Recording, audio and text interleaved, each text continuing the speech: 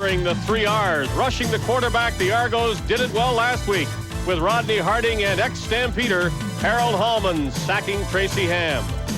Receiving, the Stampeders have 2 of the best in the CFL, Emmanuel Tolbert and Larry Willis, both set to go over the 1,000-yard mark for the season. And the 3rd R is running, and the best in the league is Gil Fennerty, and the Stampeders know it after giving up 215 rushing yards to Gil the Thrill in their first try at the Argos this season. Tonight it's Toronto at Calgary. We invite you to watch on the Canadian Football Network.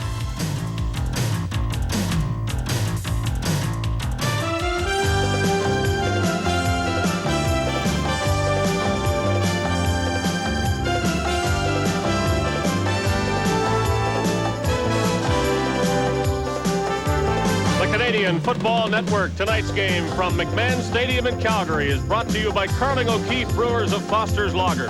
Petro-Canada dealers and agents, our energy is Canada. And Priority Post EMS Courier, your better business connection in Canada and around the world.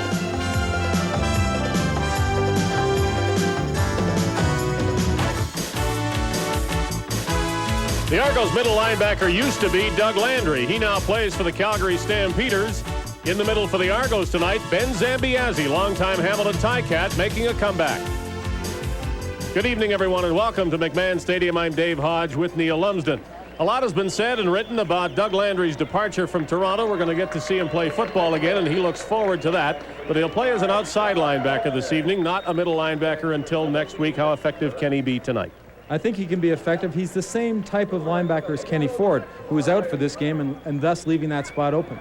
But I don't think he will be as effective as he was in the middle for Toronto because the responsibilities change a bit on the outside. He can't be as aggressive to the football. I think he has to be more aware of what's going on around him. The field's cut down a bit, so I think there will be a bit of a transition there for him. Well, it took a little while for him to get here, and now he looks forward to playing the game. The spotlight will definitely be on Doug Landry. The Stampeders expect a lot from him. He played well in Toronto. Mentally, I'm prepared for the game. I had a nice week of practice. It's all new defensive scheme to me, but I've been around football quite a long time, and it's all the same as getting to the ball. Landry's counterpart tonight in these terms is Harold Hallman, who's playing his first game against the Calgary Stampeders. Of course, Hallman and Landry were traded for each other. You've had the experience of playing against former teammates. Do you find that you play well in that situation or not? I think the first time you play against your old mates, you want to stick it to them. You want to show the people, the management, whoever, that they made a mistake by letting you go. But I think the real emotion comes from coming back to McMahon Stadium, where you had some great football games. Harold Hallman will play his second game as an Argonaut. He played very well the first time. What about tonight against Calgary? It doesn't really bother me because, you know, I've played with those guys for 3 years. The thing is, you know, they kind of have a sense that I know what they're doing, and actually I do. And I think it's going to be a fun time out there because it's just going to be, you know, each guy trying to nullify each other, and hopefully it'll work to my advantage with me knowing the scheme of things and, you know, what they do, the blocking schemes, and also, you know, the different little calls on the line of scrimmage. I've become familiar with those over the 3 years that I've been here in Calgary, and I'm just looking forward to having a great game against those guys. Harold Hallman and the Argonauts are first in the East with an 8-4 record. The Calgary Stampeders tied for third in the West. They are 5-7. They get set to do battle tonight.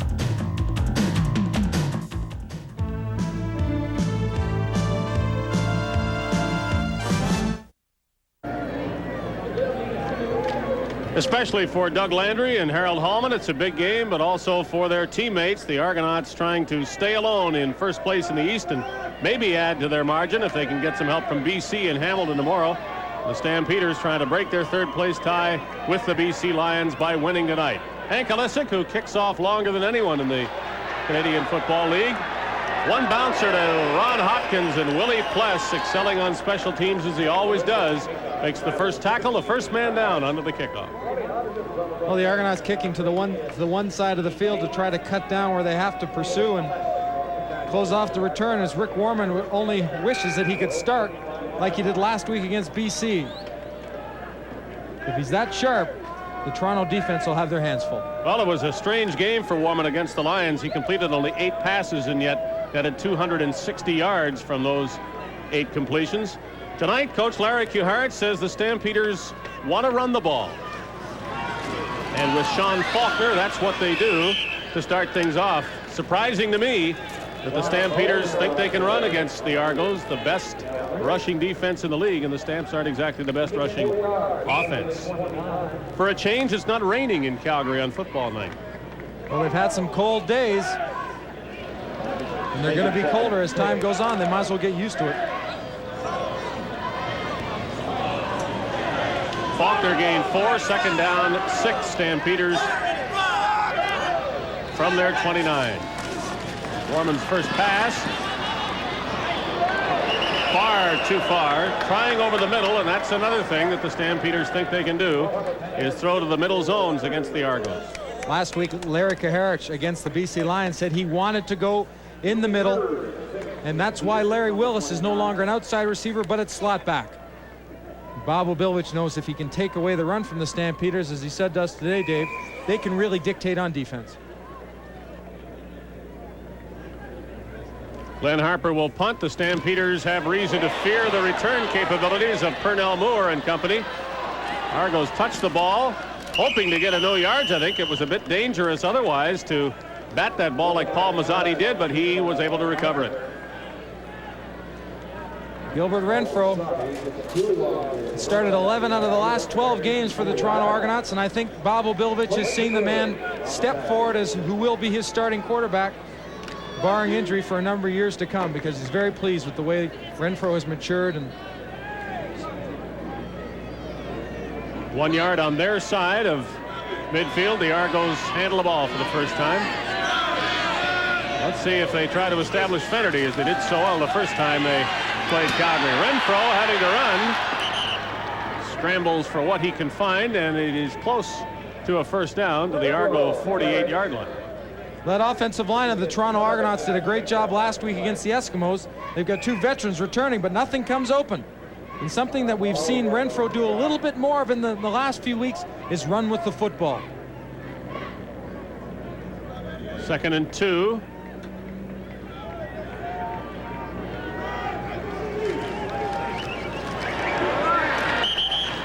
Fennerty, not a lot of yardage, but he got the first down. Gil Lathril, the leading rusher in the CFL, with Warren Hudson, who has been scoring touchdowns the past 2 weeks for the Argonauts. They have rookie Pernell Moore and Jeff Boyd as the wide receivers. Darrell Smith, a bit of a sore shoulder last week, but he's okay. Nastasiuk gets his second start, and up front, Chris Schultz and Dan Ferroni, two of the best up front for the Argos, are back from injuries.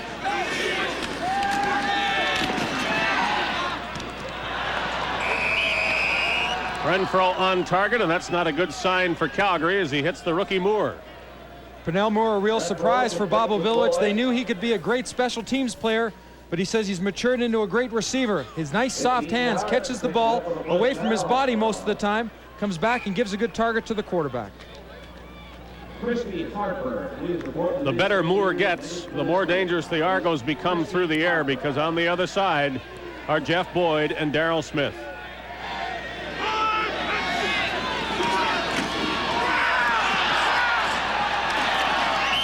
A draw play to Fennerty, and this Calgary defense has a lot of things to worry about tonight. Not only Fennerty, but the pass attack, which worked so well last week. Kent Warnock gets a start up front with Mitchell Price, ex-Hamilton Tiger Cat, also available at that right tackle position. The linebacking crew has Doug Landry outside. He will move to the middle next week when Kenny Ford returns. And there's no change in a steady Calgary secondary. Kaharich said that we might see a change in the Calgary defense next week. They might go to a 3-4 because of the good linebackers they do have. Fennerty needing to reach the 20-yard line. He appears to have done it. Quincy Williams led the Calgary tacklers. Close to first down yardage. Bill Bisbee. Landry now working to the outside, as is explained earlier. Some of the things will change for him at the outside linebacker spot. What doesn't change is in a short yardage situation, getting himself up the field and into a hole. The Argos have been impressive with their first possession, both running and receiving Gilbert Renfro's passes.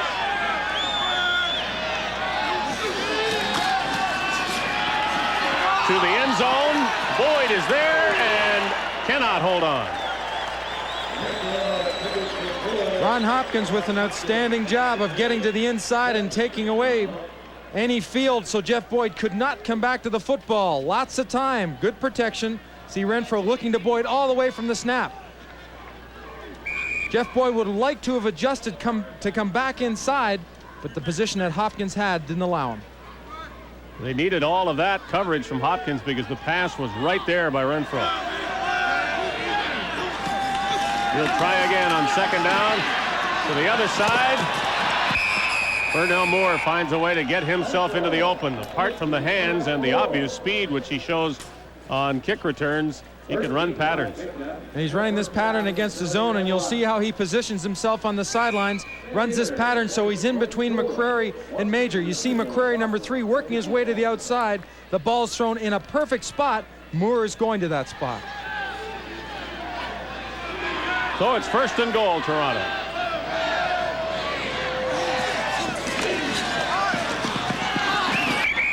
Renfro fires low. Darrell Smith running right along the goal line was the intended receiver. I think this is one of the things that concerned Larry Kaharich, is the Argonauts getting into a rhythm, especially Gilbert Renfro.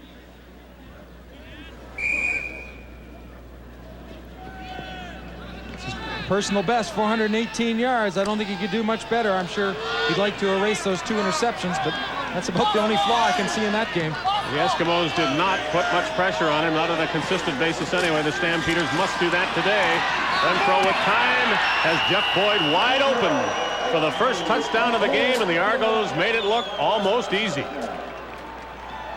Well, it becomes easier when you have time to throw the football, and we said earlier, if you give Gilbert Renfro that time, he's going to do what he has to do, a little bit of a roll. Now he gets to wait for Jeff Boyd to run his pattern, then come back and get a good separation from Ron Hopkins in coverage.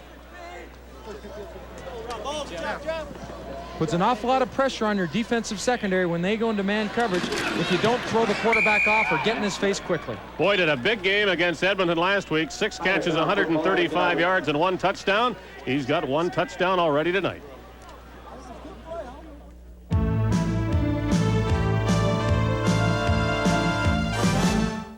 Stampeders had 2 plays and a kick, then the Argos had 9 plays, and 56 yards later, the first touchdown of the game. And just about as important as the plays and the yardage was about 5 minutes off the clock for the Argonaut possession. That's tough if the Calgary offense can't get things going and stay on the field.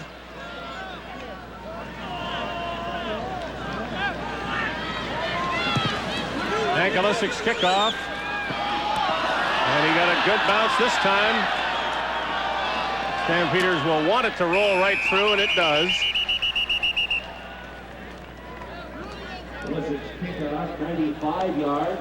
Well, in this touchdown situation, Jeff Boyd is isolated to one side of the field. You see Warren Hudson, 37, coming to the flat. Boyd goes down and curls in behind that flat pattern. There's only one person there for coverage. That was Ron Hopkins, and that wasn't enough. Programs are being sold by members of the Calgary Eye Openers Lions Club. Help support the Lions and their worthwhile projects by purchasing the program available in the The Argos don't get a point on the kickoff, but they do make sure that the Stampeders don't start any further than their 25-yard line.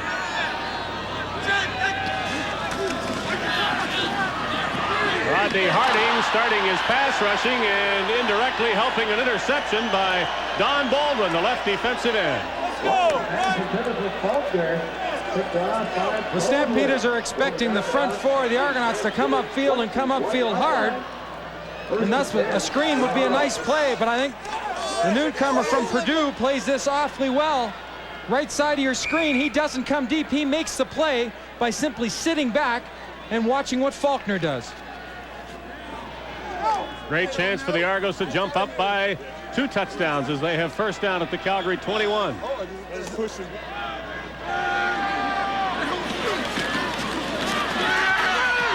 Argos will try a screen of their own to big Warren Hudson. He gets 5, maybe 6 yards. Renfro complete to Warren Hudson. Argonauts utilizing Warren Hudson's abilities not only as a running back, lead blocker, obviously, because of Fennety's success, but now out of the backfield. And I think they're finding that takes some pressure off Fennety, so the defenses can't key as much on him. The gain was 5, second down 5 from the 11, the 16-yard line rather.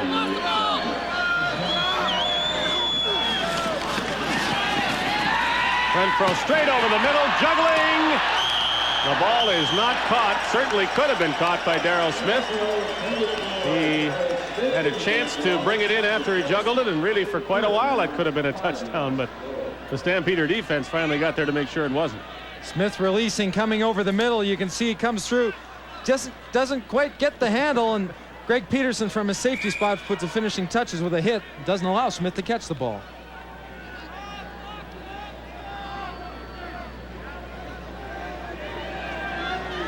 So the Argos will settle. They hope for a 23-yard Lance Chomick field goal.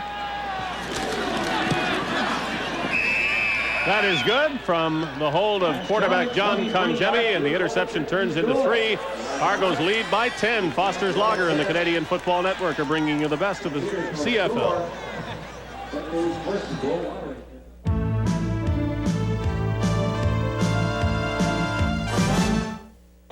Ladies and gentlemen, John Conjemi, the second quarterback of the Toronto Argonauts, but more importantly on the last play, he was the holder for Lance Chomick. Watch when he puts the ball down and then he brings it back towards him. A little bit of a slant. Chomick likes it that way because he feels he gets his foot on the ball better, and it also takes away the hook on the ball. Chomick has added to the Argo lead. Now the defense goes back to work and can't do it much better than the Argos have done their first 2 tries when Calgary's had the ball. Stampeders with Sean Faulkner. A lot of room at the line of scrimmage, and he got about 8 free yards before he found an Argo tackler in his way. Well, you can practice all you want, but Ben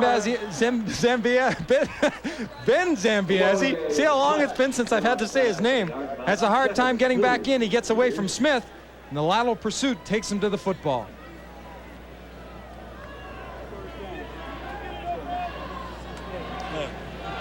Second and 2, Stampeders. And they look as though they have moved the yardsticks for the first time. That guy was in there again, Neil. You mean Ben Zambiasi? Yes, he was, and he'll be in a lot more plays before this game is through. Before the game on the field, you could just see he was ready to play. As he was a little bit short of breath as he was warming up. He was excited. It's almost like being a rookie again. The over, Randy, is where's outside shade, just toe-to-toe, yeah. Some windshield repairs for Darrell Smith. Foreman on first down. Finds Faulkner out of the backfield. They've got about 7 yards on that gain. Rick Warman, the starting quarterback. His backup tonight is a newcomer, Eric Kramer from the Atlanta Falcons. Faulkner and Petros, the starting running backs. The receivers include 2 Canadians, Jay Christensen and Marshall Toner, and the 2 big play men, Tolbert and Willis. Veterans Rudy Phillips and Leo Blanchard anchor the offensive line from the tackle spots. Second and 3, the Stampeders are going to throw. Good coverage over the middle and breaks it up. Don Moen right on top of the Calgary receiver, almost too close. Well, the running backs eventually hook up with the linebackers, and if it's not in a blitz protection and blocking, it's going down the field. The Stampeder running backs will go down and try to find that area between the middle backer and the outside backer. And here's Harold Hallman working against Lasso. That little spin move can give an offensive lineman fits.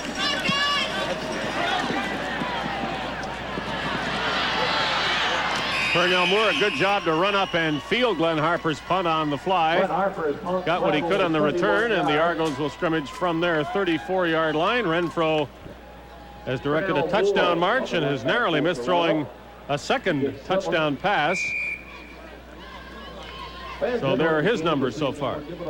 Coming into this game, Bob Obilovich believed that Gilbert Renfro would be looking at the front 4 coming, but also a different variety of linebacker blitzes.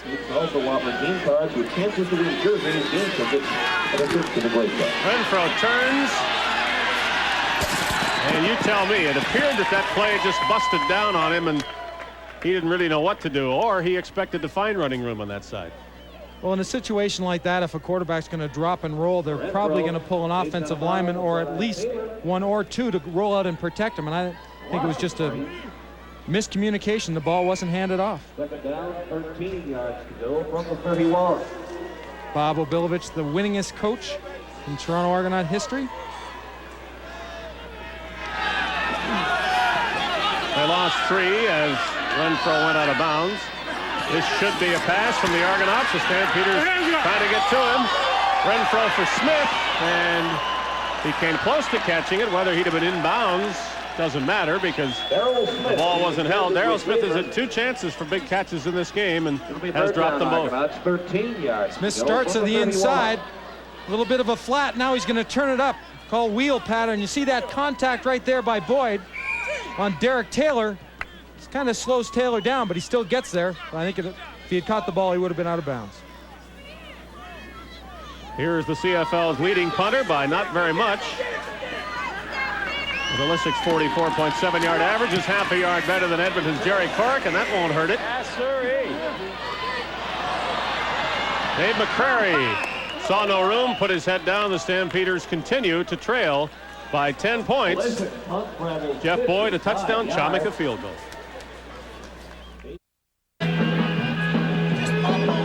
The Argos have controlled the first quarter. The scoreboard tells you that. The Stampeders will have first down at their 32-yard line. So far, Calgary has not shown the ability to run the ball that Larry Kuharich wanted at the top of his game plan. But there is still room to try, and this is Sean Faulkner over the 35-yard line down about the 37. He had a bad back and was a questionable starter tonight, though he has received a clean bill of health, and Faulkner is in there.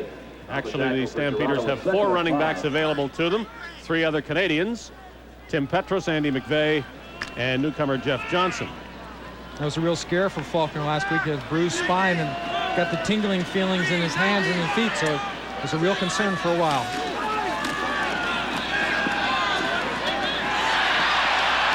Over the middle, Faulkner, who runs, also catches and gets a first down. And the backs are going to play a big part in this game, whether or not they are running or working as pass catchers.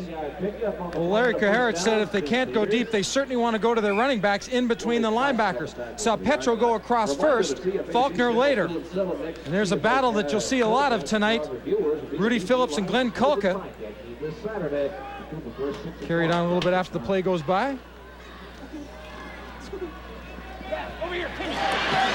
Down the middle again, and that time the deeper zone is available.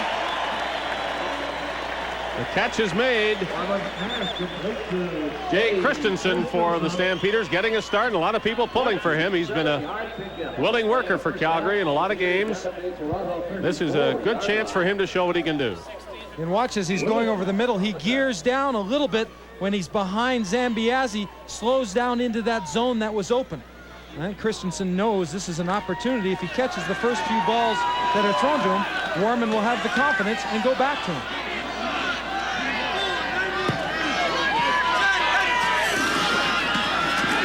Play action and to the sideline. Christensen again. Well, that's what that play action can do for you. Again, another nice fake. Warman will make like he's putting the ball in the breadbasket of Tim Petros, puts it on his hip, and he throws the ball nicely to the point to the outside. Christensen makes a nice move and gets good separation from Terry Noble. Well, finally a good drive for the Stampeders, and it is important that they come away with points here. First down at the Argo 19.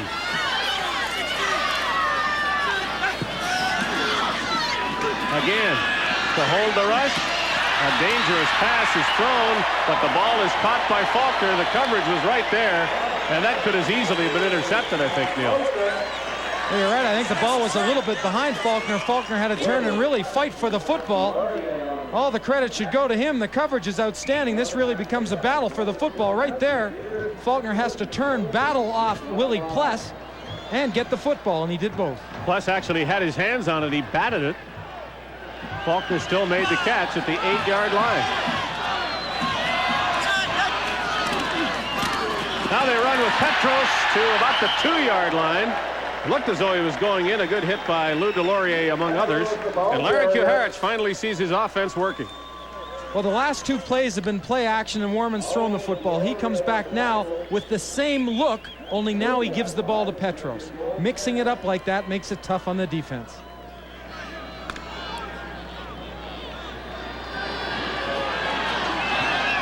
From the 2-yard line, 2nd down.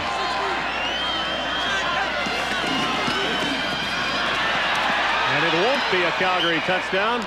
Zambiazzi, Willie Pless, Tim Petros on the ground, and Larry Kuharich is indicating a 3-point try.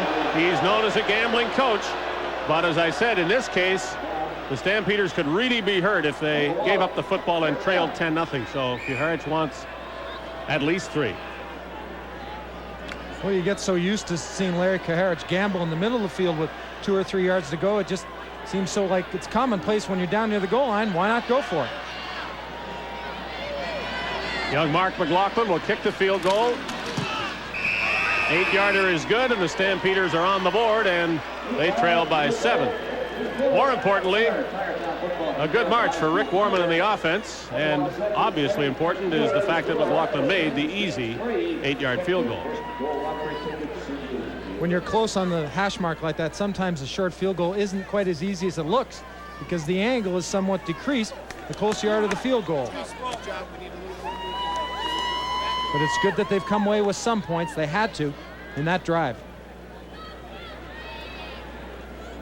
Get your first and goal tickets at tonight's game and get in on all the action. If your score matches the score of tonight's game at any time, you can win extra prizes, compliments of today's game. McLaughlin, of course, taking over from J.T. Hay. Bob Obilovich you've got that score on your first and goal ticket. wanting some defensive answers after seeing the Stampeders march the ball in impressive fashion. That 71's not fast. That was a blitz, wasn't it? I don't know. The one on the sideline. You're getting too much goddamn room. They're covering tight. Terry Noble, the cornerback, covering Jay Christensen on 2 passes during that Calgary drive. No room. That's a good kickoff if you can do that. Dwight Edwards had to field the ball and had nowhere to go. At halftime, one of the CFL's top kickers ever since he was a teenager, still going strong, is Hank Alisic. There's really no pressure. I had fun. And that's probably why it was easy for me to break in. Hank Alisic really added another dimension to punting in this and place kicking in the CFL. He has such a strong leg.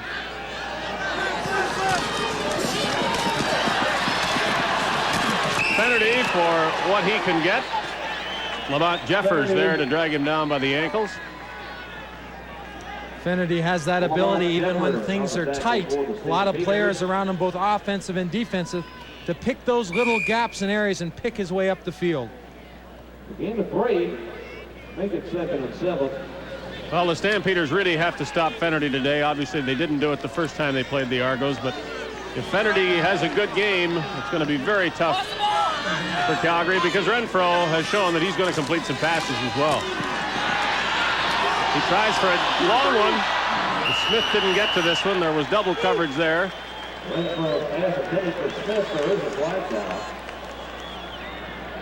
Flags down on the play.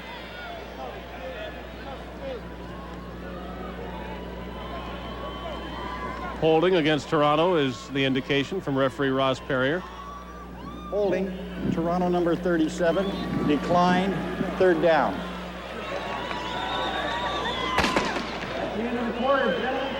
The first quarter is over. The Argonauts with a touchdown and a field goal lead the Stampeders, who have a field goal.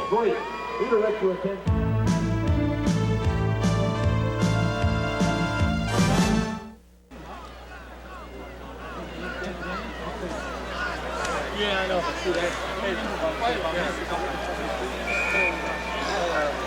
Doug Landry, Calgary Stampeders. Lorenzo Graham, looking for you, baby, when I come back to TL. The number 1 sign is for his new team now. Nice high punt by Alisic. McCrary underneath it. Nice running by David McCrary to his 51-yard line. Good position for the Stampeders. After their field goal, they'll try to get more points.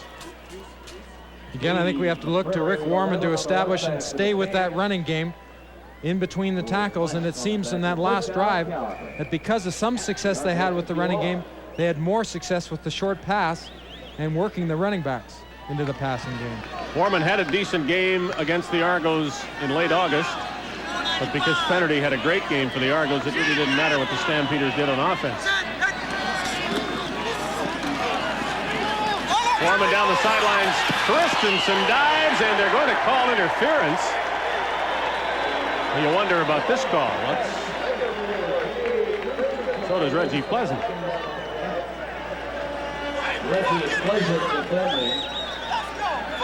I think he's asking what he did. He's stride for stride. Reggie Pleasant and Jay Christensen just laying out for it is Christensen, and Pleasant, to me, has good position. Couldn't have played it any better. Surely the official didn't think that Pleasant caused Christensen to lose his feet.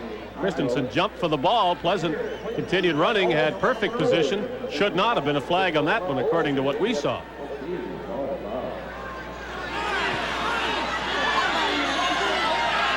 But it is first down, Stampeders at the Argo 25.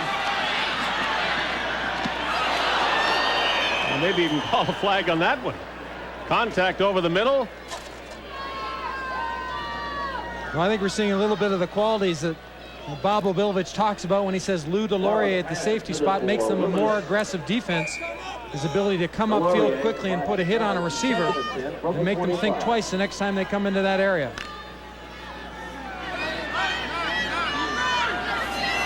Second down from the 25-yard line. Stampeders down by a converted touchdown. Pressure from Harold Hallman, and he's going to like this one. Rather understated celebration by the ex-Stampeder. Well, watch, he starts on the nose. He comes to the left. Rodney Harding comes down, grabs the guard, gets in the way of the center. Leo Blanchard, the tackle, was already one-on-one with Don Baldwin, so there was no one there to block Hallman.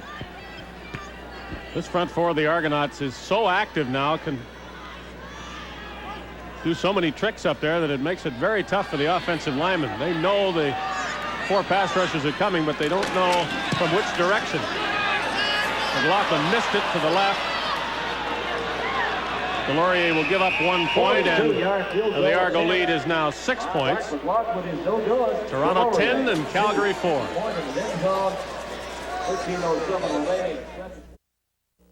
For their own problems, tomorrow they'll have one called Earl Winfield as they face the Hamilton Tiger Cats at Ivor Wynne Stadium. The Canadian Football Network, Bob Irving and Neil Lumsden at 8 o'clock Eastern Time. Now he's learned which team is number one after the trade, so Landry and Hallman are even.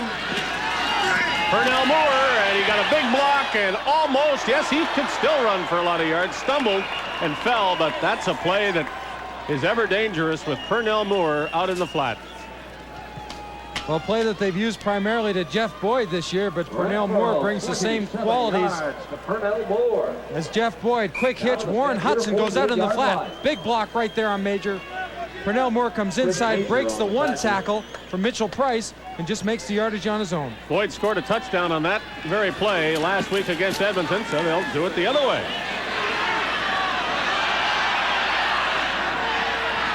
Boyd doesn't get a touchdown with it this time, but another good gain, and suddenly the Stampeders have something else to worry about. Well, we saw the last play was exactly the same thing to Pernell Moore. He took it back inside. Jeff Boyd, the same play to the other side, only Boyd peels it out. If it isn't for Greg Peterson taking a good angle here on chasing Boyd down, Boyd's going to score. The simplest of plays in terms of execution, at least for Renfro and the receivers. A couple of blockers there to help them out, and suddenly the Argos are at Calgary's 30-yard line. Well, Greg Peterson back at the safety spot that he was more accustomed to after Flagel went to Hamilton.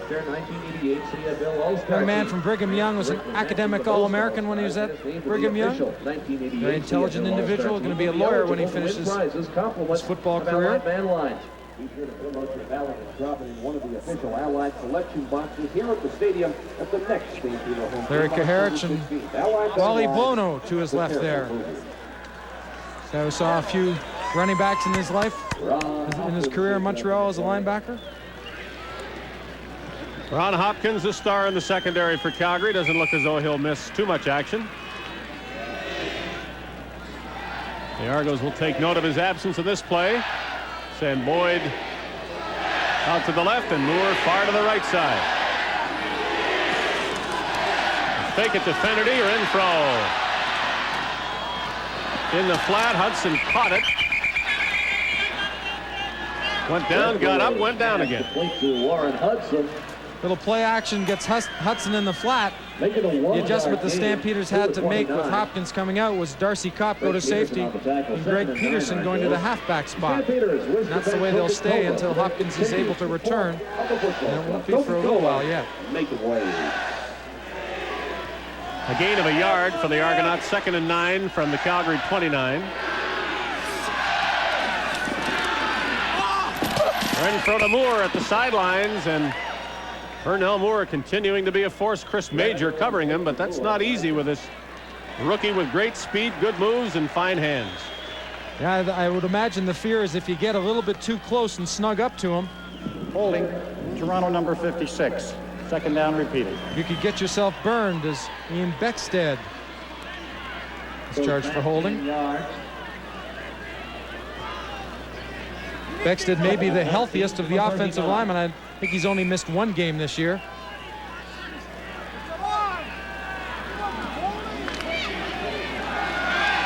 Argos back at the Calgary 39, headed 2nd and 19.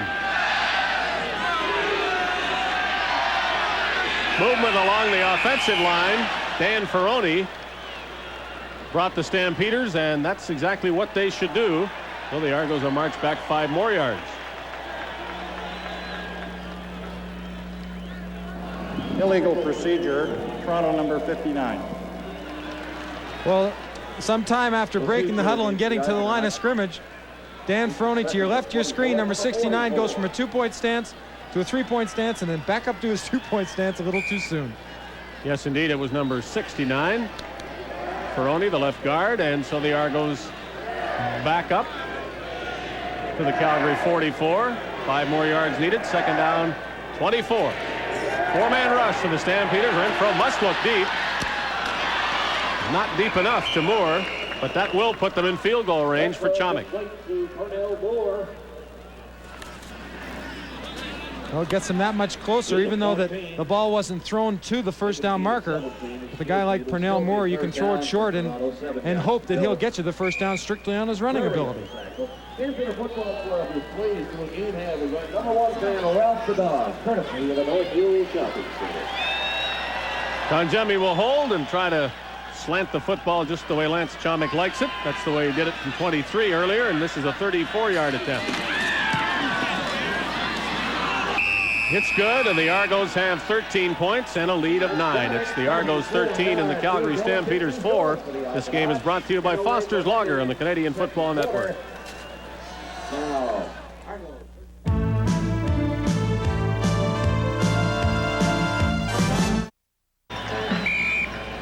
The Argonauts are one of only 2 CFL teams that does not have a losing record away from home. Argos 3-3 on the road, and so are the Saskatchewan Roughriders.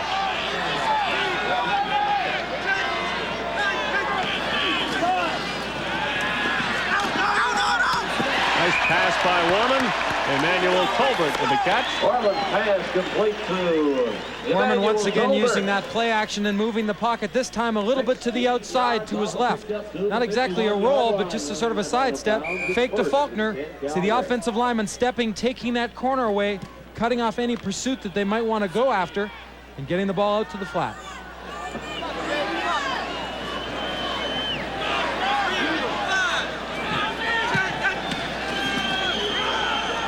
Sean Faulkner with the ball. Zambiazzi chases him.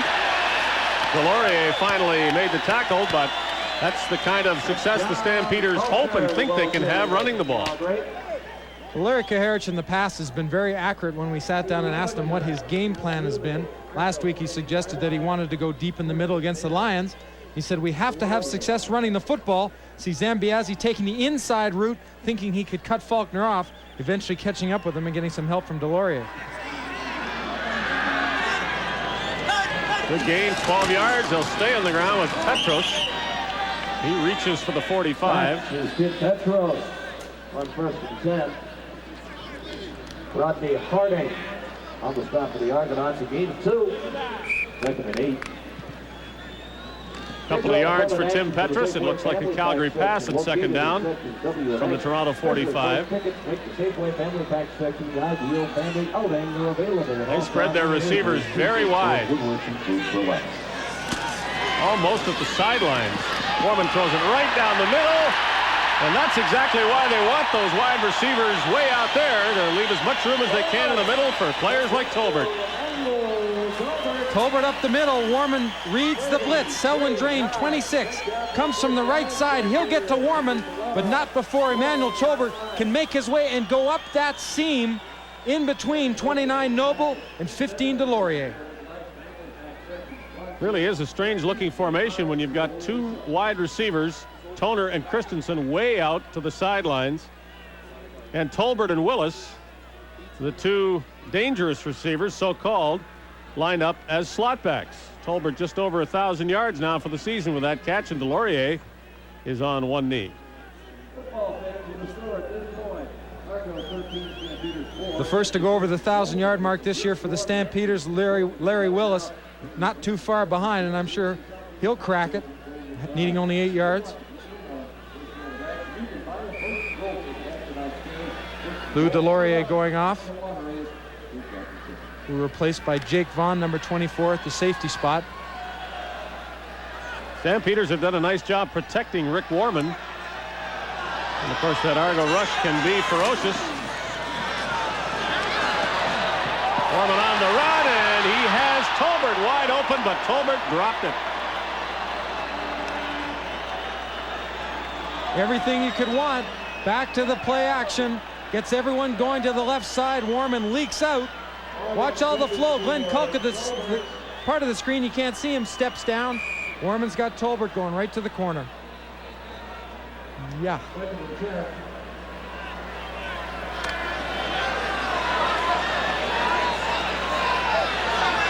So the Stampeders try again from the Argo 12.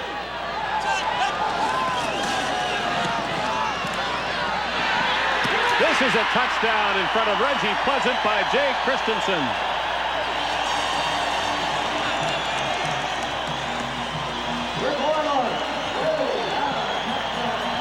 I think Christensen's answering some questions here for Larry Kaharich tonight.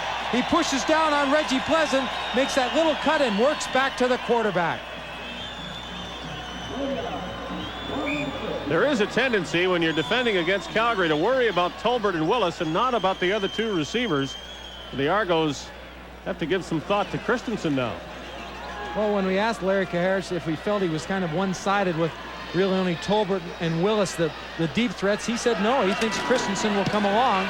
He's got the speed and the great hands, and he's proving it so far tonight. So McLaughlin's convert is good, and the Calgary Stampeders are within 2 points. Jay Christensen has his 2nd career CFL touchdown. He had one last year and now one tonight, and he has become an offensive force in this game for the Stampeders.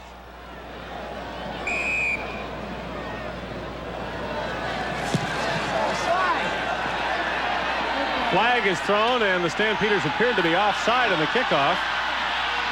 Paul Masadi from Acadia University returning for the Argonauts. There are flags down where he was tackled as well.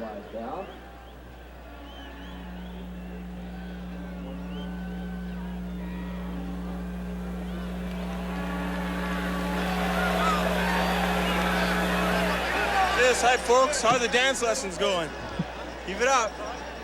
Noah, number 1, back below now. Once again, we see Christensen will work down. It's man-to-man coverage. Linebackers get to drop straight back. They all move to the left, but it wouldn't have made any difference because Christensen had got himself in the open in the end zone. And Lou Delorier, who went out on that play to Emmanuel Tobert over the middle, has a pinched nerve over his right knee. Offside, Calgary number 3, holding Toronto. Re-kick. Fans offside. Well, there's nothing quite as frustrating as an offside and a kickoff. But of course, it helps when the other team holds on the return and you get to kick off again from the 40-yard line. Wins the most quarterback. Please present your winning program to the stands. Main administration office. 2-6-3-2-0. Bob Obilovich made an interesting comment today when we were talking with him that he feels there's a lot more pride by the players put in the special teams. I know years ago, players thought special teams were a little bit of a garbage detail, but now with the explosiveness they've shown, with the great returners we now have in the game, they really become a part of the game, an offensive part, and people enjoy being a part of that team. Stampeders say onside this time. McLaughlin gets lots of distance on the kick, and Masadi returns it again. Stampeders take him down at the 25-yard line.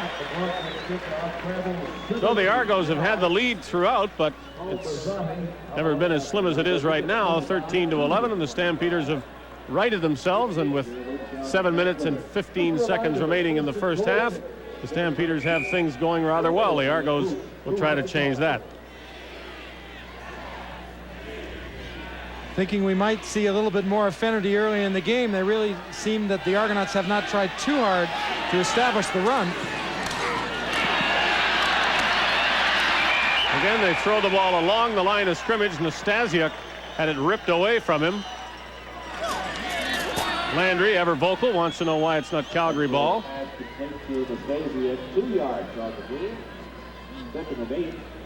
So the Argos are going to make the Stampeders stop that quick pass along the line of scrimmage. They've done it to 3 different receivers now. That's the least successful of the attempts. 2-yard gain to Nastasiuk.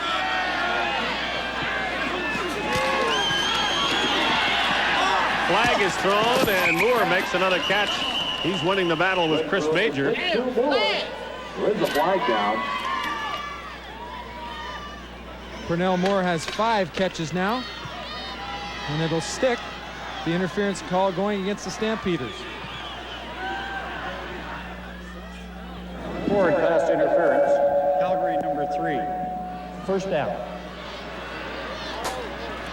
David McCrary was called, not on the eventual receiver of the pass, Cornell Moore. So that was interference somewhere else. But somewhere else was halfway across the field, too. Nowhere near where the play was eventually ended up. The Argos want to know where the ball will be if they take the penalty and where it'll be if they don't, because they're going to move it up. they did complete the pass to Moore.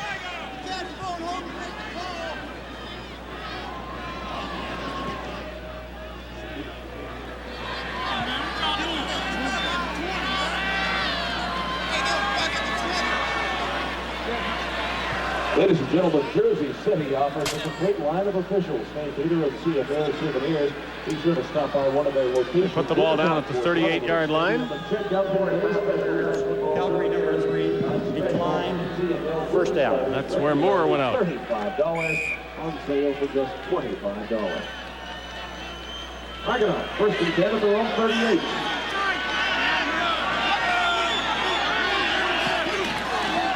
Kennedy gets the handoff this time, looks for room, none is there. Landry celebrates his first solo tackle of the game. Oh, great pursuit by the Calgary defense. The Argonauts giving him a look going to the one side. Counter step by Fendi, step to the right, slide back to the left. He's got big number 66, Kelvin Prooster, in front of him, but that wasn't enough because Landry gets inside and makes the tackle.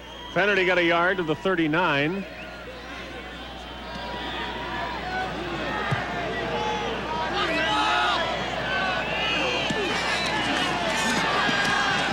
Renfro throws over the middle. Peterson's got the ball, and they rule that he trapped it.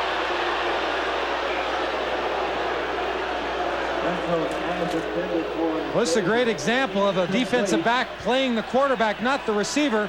He's to the inside of Nastasiuk. And Peterson strictly comes on the movement of the quarterback and where he's throwing the ball, not where Nastasiuk was going. Right here, you get a great angle of what's going on. Must have just gone through and the tip of the ball touched the ground after it had gone through his arms. So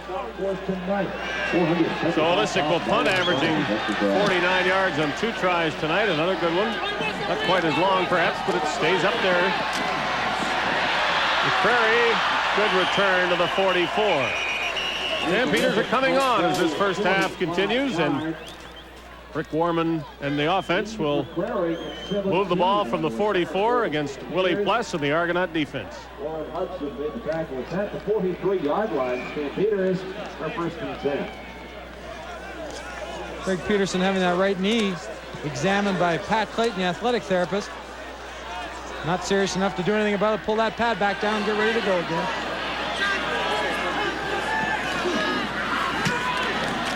Warman gives it to Faulkner.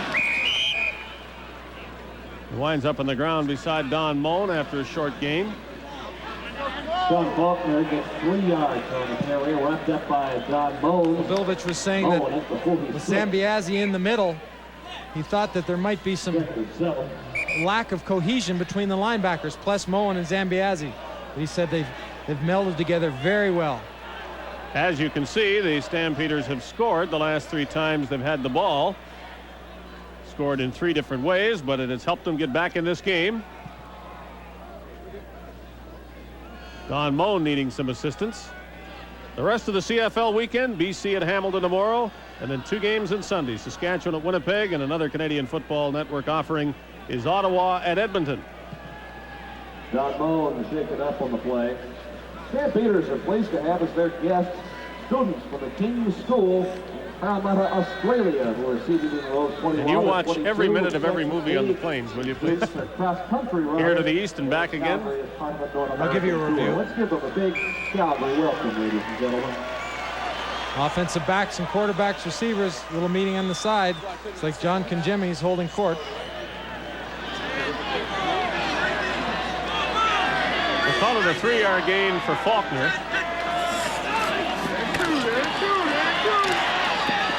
Again, the Stampeders are throwing over the middle. Tolbert with a catch.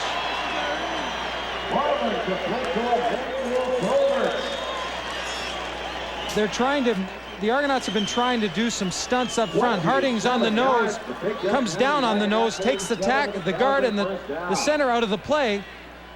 Really almost being a dummy, coming in and expecting the attention, gets it and tries to spring Hallman loose. Once again, Tolbert is able to find that gap. And I think Delorier came up limping after that play. Nice throw by Warman, under some fire that time. Otherwise, the Stampeders are protecting him very well. Petros picking his way. That's Tim Petros, the Calgary ball carrier.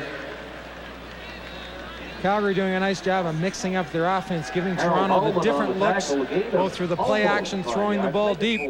Warman's calling a very good game right now. Well, they haven't dazzled the Argos with the run, but they have certainly established it, which the coach will tell you is what they want to do. The Argos have to think about Calgary's running, and that is helping Calgary's passing.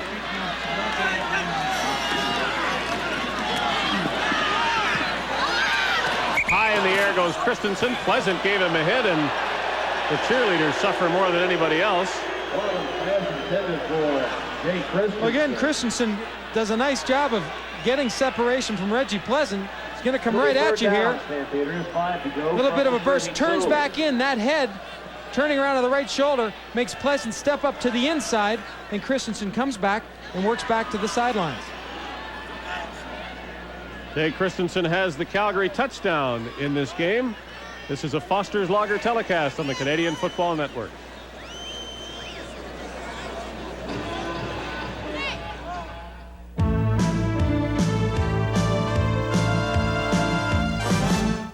Three minutes to go in the first half. If Mark McLaughlin can make a field goal, the Stampeders will lead for the first time. He must make it from 39 yards away. And he does, and Calgary goes into the lead by a point.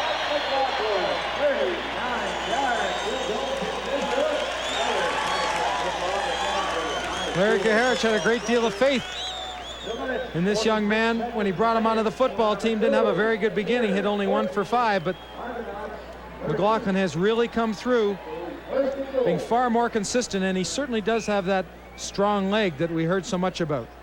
Stampeders trailed 10-0 at one point, so they have outscored the Argonauts 14-3 from there.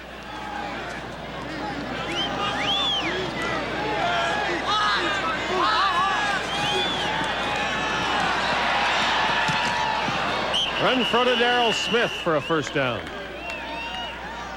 Last week, Darrell Smith bruised up one of his shoulders and was taken out of the game, and as the game progressed, he was back bothering Bob Obilovich on the sideline and wanting to get back in the game. Interesting, he said, how you find out about your players, even once you've had them for a while, a little bit about their character. They've thrown to Smith earlier tonight, but that's the first one he's caught. They've done this a lot. Stampeders starting to adjust to that quick pass. Burnell Moore has 2 catches that way, and now gets up slowly. Almost makes me think, since we've seen that play a number of times, there has to be another variation from that they're going to throw at the Stampeders a little bit later. Well, the last time they went one way to Moore, they turned around and went the other way to Jeff Boyd. Blitz from the Stampeders. Fennerty over the middle is a pass receiver for the first time. McCrary made the tackle, but the Argos quickly get another first down and some concern about Fennerty. Thrown down almost like he was in a twisting motion when he hit the turf. He's going to release up Fennerty to his right. Renfro makes the read, sticks it in there quickly. McCrary closes, but see if we can see where he... There it is, the right ankle's caught under McCrary as McCrary pulls Fennerty down to the ground. It's an admirable trait to keep driving for an extra yard or two, but that time Fennerty paid for it, and that can happen. You should sometimes go down the right way rather than struggle for a couple of yards that wind up being meaningless if this happens. The problem is I don't know if there is a right way to go down.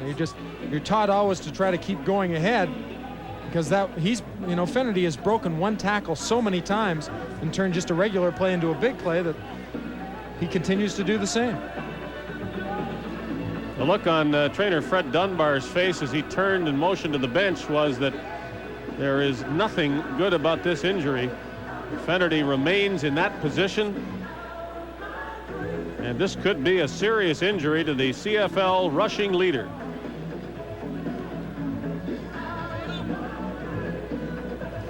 Almost at 1,000 yards. He figured to do it tonight. 10 touchdowns rushing. He's got 12 all told. But the man who just came in on the picture with the gray hair is Dr. Bob Jackson. Well, you can see from Fennerty's reaction more than anybody else's that this is a big problem.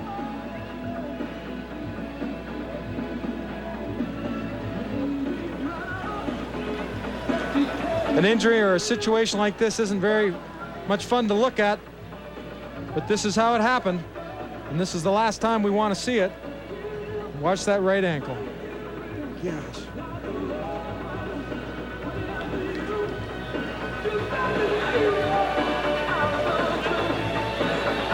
Well, Gil Fennerty was going to be a big part of this game. You knew that after gaining 215 yards the first time that he played against the Stampeders. They had to worry about stopping him. The Argonauts figured to try to have the same sort of success with him. He was looking to go over 1,000 yards and have his first 100-yard game in a while. But Gil Fennerty looks as though he is headed straight for the injured list, and Ryan Hansen, obtained with Jeff Boyd from the Winnipeg Blue Bombers, is going to play in Fennerty's place. Well, nothing concerns a coach more than seeing his star player, or definitely one of the star players, the keys to his offense, go down and not get up, and this fall. They will take Gil Fennerty off the field this way as we look back at CFL Stars of the Week. CFL Stars of Week number 11. Saskatchewan's David Albright took defensive star honors. In last Sunday's 26-24 win over the Tiger Cats, Albright recorded 8 tackles and had a fumble recovery. The Argonauts claim the next 2 star selections. Quarterback Gilbert Renfro won offensively. Renfro completed 24 of 40 passes and threw for 3 touchdown strikes as Toronto downed Edmonton 35-22. Teammate Rodney Harding earned the lineman star. Harding registered 4 defensive tackles and tied a CFL record with 5 quarterback sacks in 1 game. CFL Stars of the Week: David Albright, Gilbert Renfro, and Rodney Harding. The fans in Calgary know that it's not just any Argonaut that has been injured and is being taken away. It is Gil Fenerty, one of the true stars of the Canadian Football League, week in and week out of this game, which continues as Fenerty looks on before he leaves the stadium. The Argonauts have begun to move the ball. Renfro throws it deep. Man is there for the touchdown. Jeff Boyd, second of the game. And Gil Fenerty had just enough time before he disappeared from our sight to see that TD.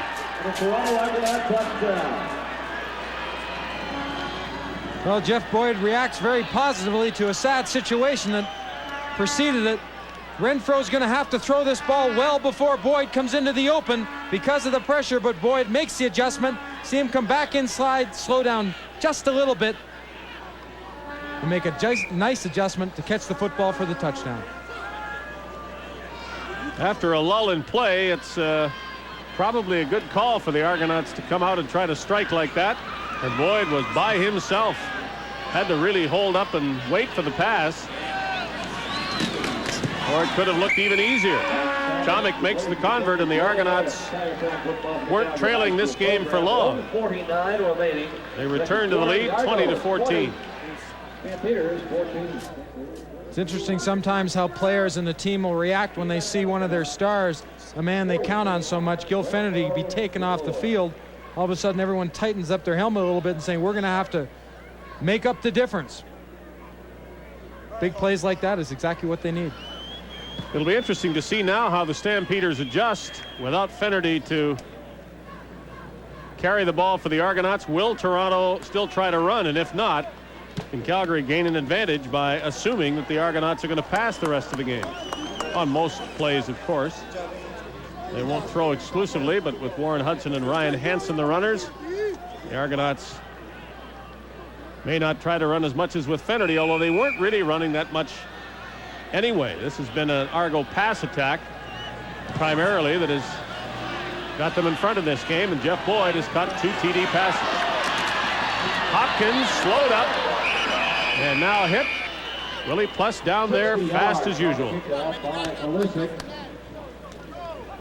Larry Caharet seeing his offense having an opportunity in 1 minute and 44 seconds before the half, wanting them to get down, respond to that touchdown by Jeff Boyd and get some points of their own. 1:44 to go in the second quarter. Calgary has trailed most of the way and has led very briefly by a single point.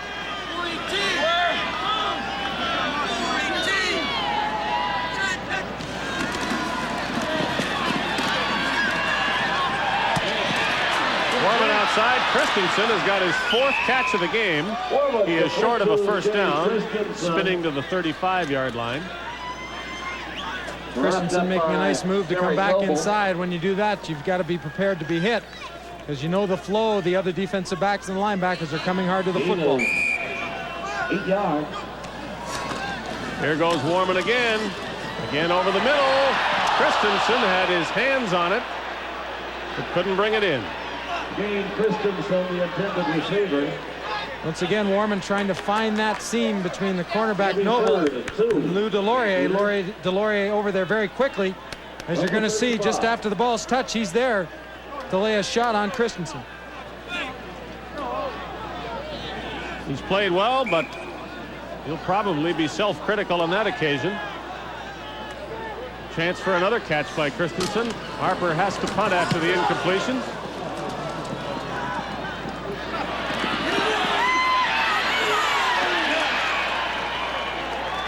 Moore couldn't get away from Frank Balkovec, and the Argonauts, with 1:20 to go, are inside their 40-yard line. Return for Toronto.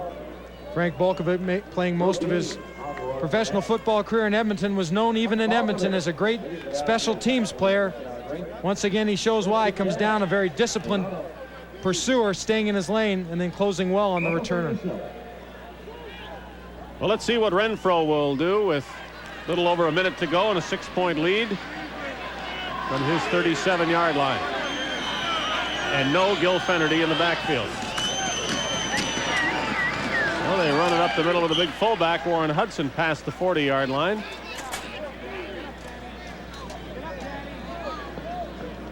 Well, the target that is getting the football now doesn't move quite as quick as Fenerty, so the linebackers have a better chance of laying a good shot on him. Of course, the return of the hit might be a little bit harder for them, too.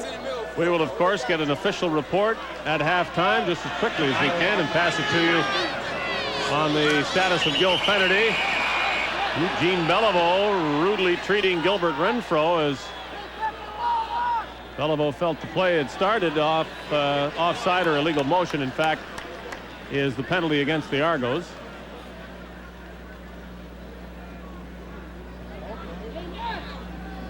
Illegal procedure, Toronto, second down repeated. The Argonauts, that makes it second and 11. No use pinpointing one number. Number 36. The one that takes the heat is the quarterback. So the ball's back at the 36 with exactly a minute to go. Second down again.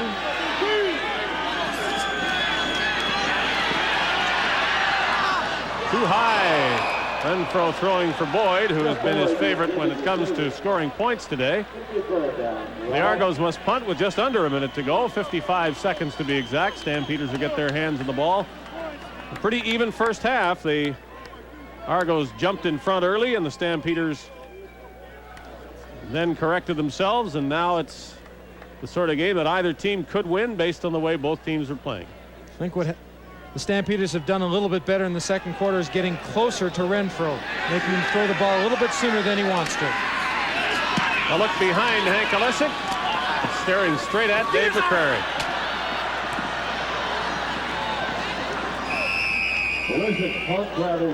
McCrary taken down about his 33, maybe 34-yard line, 45 seconds to go, and now we'll see what Larry Kuharich, Rick Warman, and the Calgary Stampeders wish to do with the remaining time and this offensive series.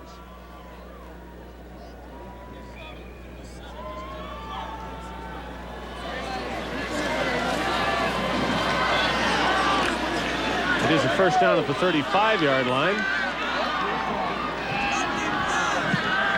Clock stuck at 45 seconds till the ball is snapped. And does it ever get snapped? The Argos have recovered the ball. Warman turned, didn't know where it was, and suddenly Gilbert Renfro has to plan something else with Bob Obilovich.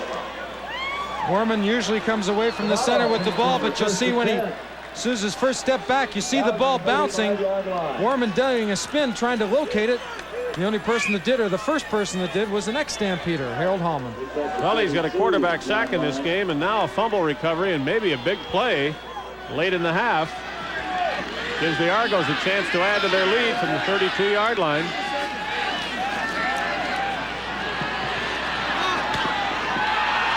Renfro to Moore, the tackle made by Lamont Jeffers. First down, Toronto. Toronto quickly getting into that huddle. 16-yard pickup on the play. Lamont Jeffers down, so it'll give the Argonauts a chance to regroup, take some time. Again, a half a roll. You see Hansen to the left side, good protection, a nice pocket formed by the offensive line and backs. Enough time to allow Moore to come over the middle. That's the 7th catch for Pernell Moore, and he's over 100 yards with those 7 receptions. This is a pretty tough Argo team to try to stop when you've got Boyd and Smith on one side and somebody with Moore's great ability on the other. Well, Bob Obilovich now discussing things with Gilbert Renfro, has the concerns of what's going on in the field, and right there, that's General Manager Leo Cahill, who's probably thinking not of what's going on in the field, but what had gone on with Gil the Thrill Finnerty now in the dressing room in that ankle. Where can he find another running back is what he's thinking about.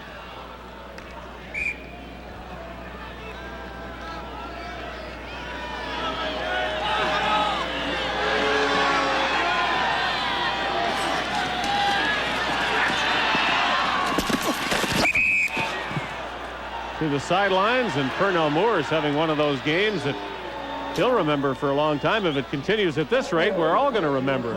Well, Pernell Moore does a nice job of running the pattern, but what he does better than anything is making the adjustment to his body to get himself in position to catch the football. Instead of just reaching out with one hand, he completely drops down, bends the knees, and makes a nice cradle catch. Maybe Chris Major, the Calgary cornerback, is going to remember it better than anybody.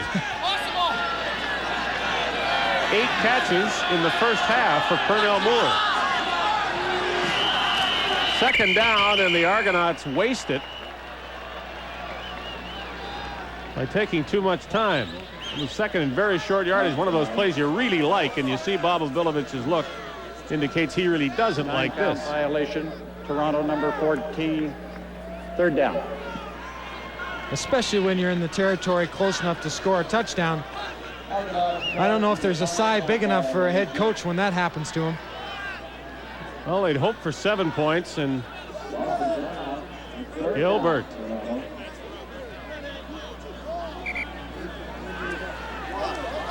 It shows you the importance there of making the call in the huddle, getting in and out quickly, and allowing yourself at least 12 seconds at the line of scrimmage if you choose to change the call.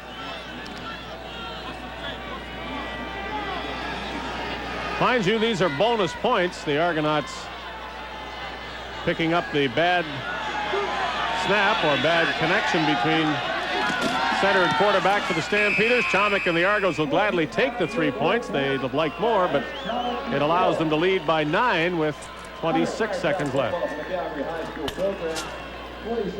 We spoke a little bit earlier about Lance Chomik and how he has the ball tilted towards him. John Congemi down, a little bit of tilt. Nice contact right there.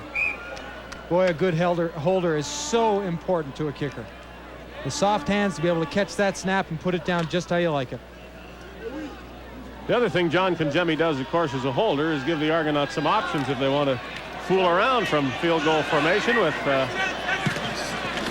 pass of some sort. Warman under Hallman's rush. Got rid of the ball, and the catch is made. A great one by Christensen. And some rough stuff behind the play involving Harold Hallman. Out of bounds at the 50-yard line. Don Baldwin, Rodney Harding, also there. Argonauts might be a little frustrated, used to get into the quarterback with more regularity.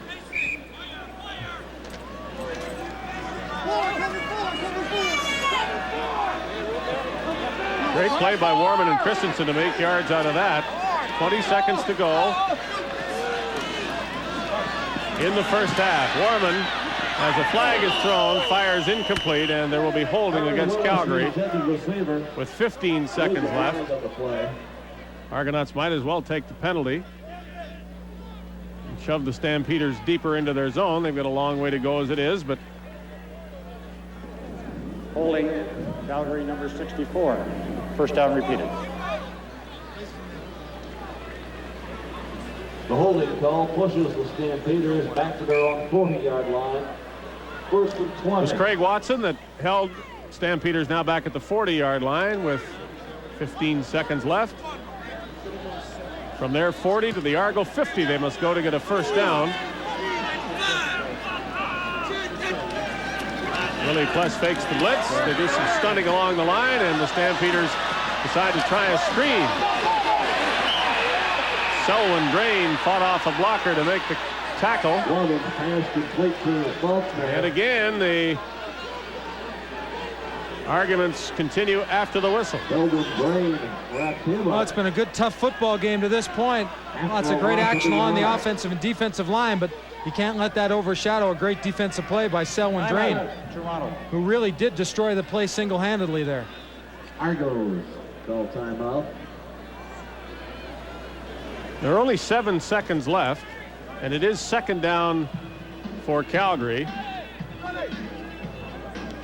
I don't know why you call timeout here, but Before the game, I was down on the field chatting with a few of the players and coaches, and it's interesting how they're also focused on the task at hand. And Dennis Meyer said one of the things he's been thinking about more today, other than the football game, is that he's sad he's not back at home with his son Jason, and it's his 14th birthday today. And it's interesting how they can, the fathers and parents can put aside their work even when the heavy hand is ahead of them and think about the family.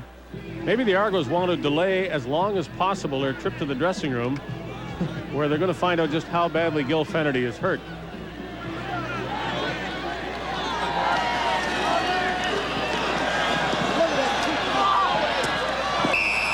Warman for Christensen off his hands with 2 seconds left. And with such little time remaining, the Argo timeout, as you can see, has done nothing. The Stampeders don't have to kick the ball. With only 2 seconds showing, they can snap it, fall down on it, and the half will be over. Last time the Stamps were in this situation in Toronto, just before the end of the half, they decided to punt the football, and the Argonauts blocked it and turned it into a touchdown. Warman, of course, must make sure that those 2 seconds go off the clock. That does it. Now, don't get anything fancy. Rick Warman, if he comes up injured after that play, you'll really wonder about it, and he doesn't feel too great. Why would you put yourself in that kind of position on a meaningless play? The Stampeders trail by 9 points at halftime to the Toronto Argonauts.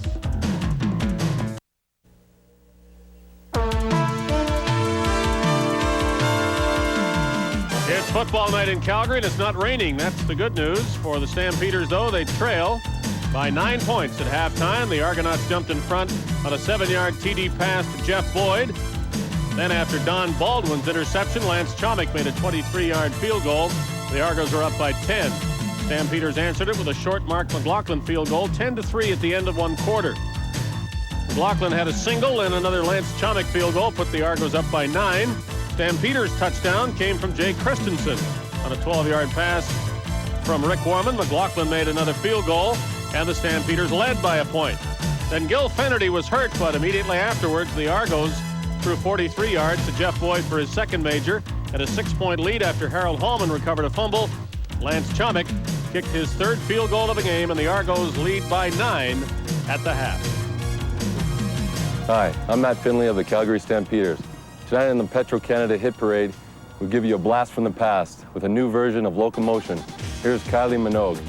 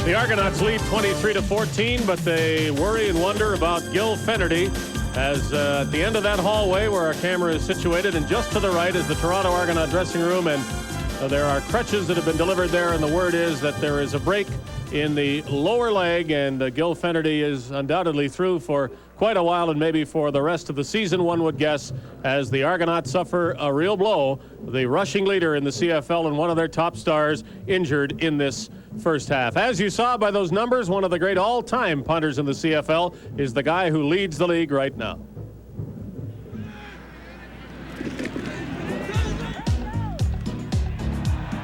The Argonauts' Hank Alisic, 29 years old and in his 12th season of professional football, a career that began back in 1977. Hank used to kick on a field right beside our practice field. He was just a big gangly kid. I guess he was probably 14, 15, 16, somewhere in there. Yeah, he was just a young kid that was going after it real soon. Alisic came right out of St. Joseph's High School in Edmonton to join the Eskimos as their punter. The Esks were at the threshold of the dynasty years. Placing the punting chores in the hands of a 17-year-old was quite a risk.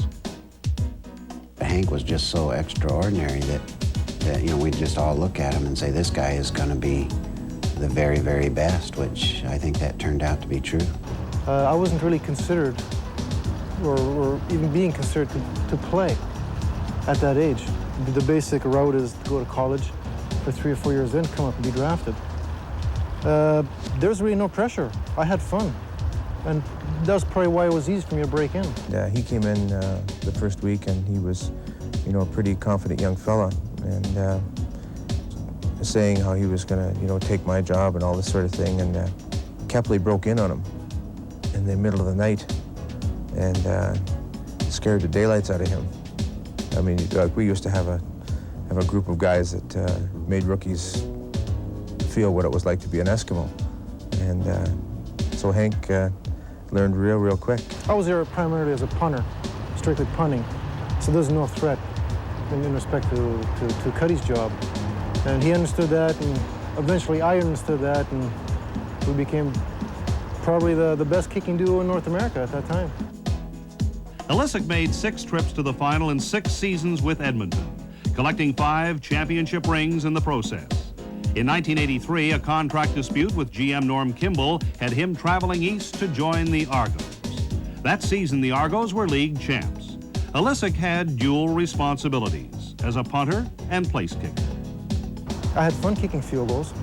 My success rate was, 64, 65%, which isn't bad under the circumstances. I had my shot, I enjoyed it, and I accept being a punter. Alisic will likely go down in CFL history as the league's premier punter. Several all-star selections and a career average of more than 45 yards per kick. He's done most everything north of the border.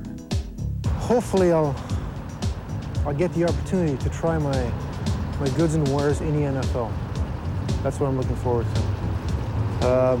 And after that, I think I've fulfilled my goal and played in both leagues. In the meantime, Alisic spent countless hours developing his other interest, photography. Photography will be my career once football is over with. In fact, I am blending football with photography. It's a very nice mix, and it's quite different in contrast, where football is very aggressive and strategic, where photography is very creative, very technical. So it's a nice combination. I specialize in architectural, commercial, and fashion photography. I really don't do portraits, but I enjoy doing product, architectural, where you can really be creative and use your imagination, especially in the fashion industry. It's a lot of fun, and I'm looking forward to the future where I can devote all my time to it and develop a very unique style and technique that can be all my own. Beautiful. That's not the word the Toronto Argonauts would use to describe the fact that Gil Fennerty is not returning to the field with them. He has broken his leg. The Argos do have a 9-point lead over Calgary. The Toronto Argonauts hold a 23-14 lead at halftime over the Calgary Stampeders immediately after Gil Fennerty was carried off the field with what has now been diagnosed as a break in the lower leg. Gilbert Renfro threw this touchdown pass to Jeff Boyd. Boyd's second TD reception of the game. And the Argonauts regained the lead and added to it later.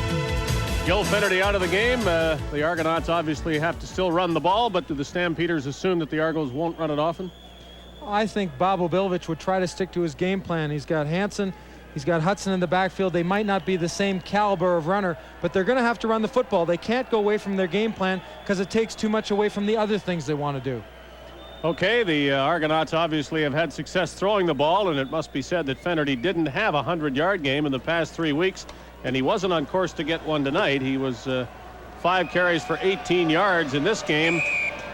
Gil Finnerty won't play now for a while, and no matter what his recent statistics might have been, he is a big loss to the Toronto Argonauts. Dwight Edwards returns the second half kickoff. The Stampeders firing in on him. That's 34 Ryan Hansen standing over him, and he's going to be Finnerty's replacement.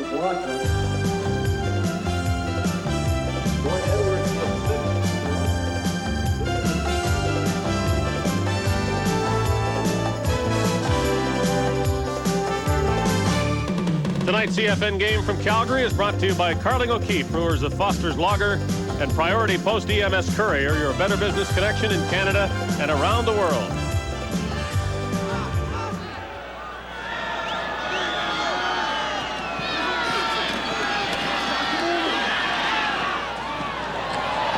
The Argos come out passing and connecting to Paul Nastasiuk.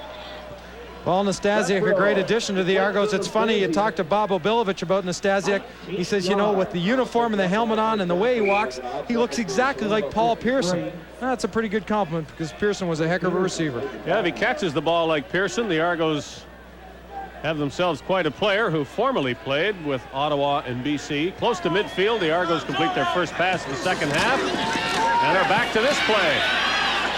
Pernell Moore's dangerous running. You could see if he had broken the tackle, it was a sure one, but Moore goes a long way if he gets past that man.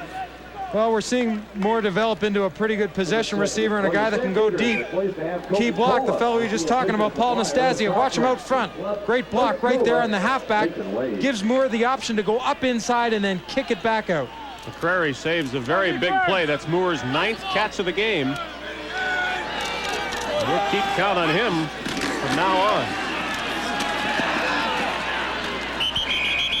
Not quite so easy to run without Finnerty, although anybody might have had a tough time on second and short yardage. The Stampeders were plugging the line, and young Ryan Hansen gets his hands on the ball as an Argo running back for the first time. Well, this is the time where the offensive line are going to have to do that much more to work for their running backs and for the quarterback, knowing that they haven't got Finnerty in the game. I just think about seeing that injury, and even up here, it just makes me sick to see a quality player, an outstanding player like that, leave the football game and maybe be lost for the season. His replacement, Ryan Hansen, was a draft pick, round number 1 of the Winnipeg Blue Bombers, and was obtained in the trade along with Jeff Boyd. Ryan Hansen from Slippery Rock College is the new Argo running back with Warren Hudson. And it is 3rd down, Toronto, from just inside the Calgary 48. 3rd and short. They're going for it. Hudson and Hansen. And Renfro will keep it himself. Renfro keeps.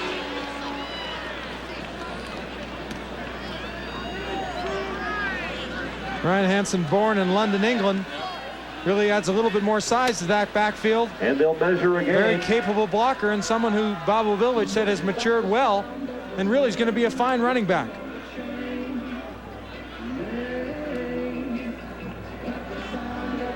Boy, that's very close after a 3rd down gamble. They do have it, but not by much. It'll be seen in the next few days whether the Argonauts try to continue with 2 Canadian runners, Hudson and Hansen, or whether they go shopping for another import. First down, boy, early pressure by the Stampeders forced Renfro to throw that quickly. The ball is picked off. There's a flag there, though. You saw Darryl Smith get up and stare at the official. This is going to go a long way back with McCrary. Another flag. They're all over the place. They can build a bed sheet with them now.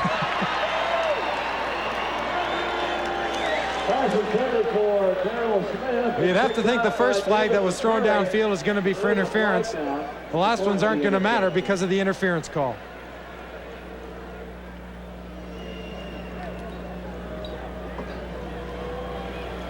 They'll have to itemize them all, though.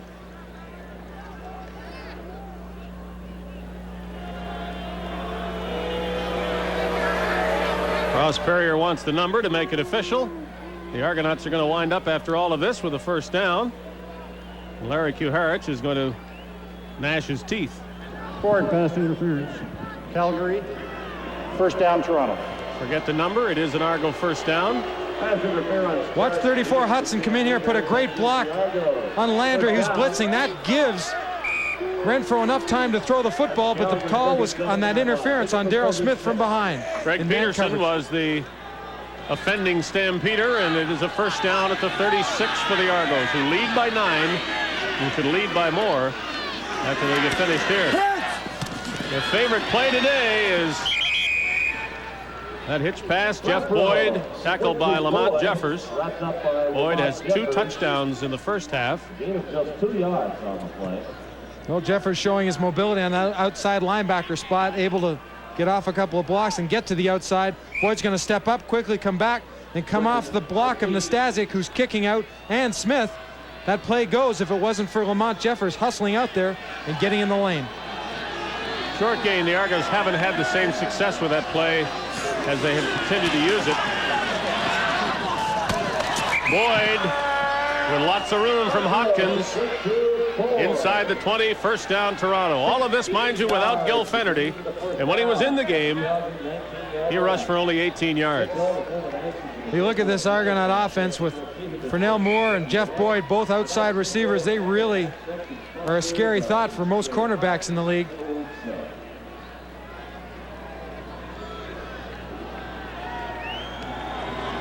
Gil Fenerty is still in the Argo dressing room, we are told, and we're going to try to get Leo Cahill into our broadcast booth. We'll want to know, first of all, whether the Argos have retained possession here. Yes. We'll ask the Argo general manager to detail the Fenerty injury. In layman's terms, it's a broken leg, lower leg, just above the ankle. And what do the Argos do from here at that all-important running back position? I think that last play shows you the lack of repetitions that Ryan Hansen has taken in the offensive set. 34 stepping to the left. He'll wait for the draw. But Fenerty would probably take 80% of the running plays in practice. Hansen wouldn't have done that a great deal. Great protection. The ball is tipped and incomplete as Boyd tried to catch it again. Saw Derek Taylor pointing upfield to indicate that that ball was tipped, and so any contact is okay on his part. Renfro turns and walks away. Larry Kuharich happy that the Stampeders have not given up a TD, but it might be another Chomik field goal. He's had 3, and he'll try again for number 4.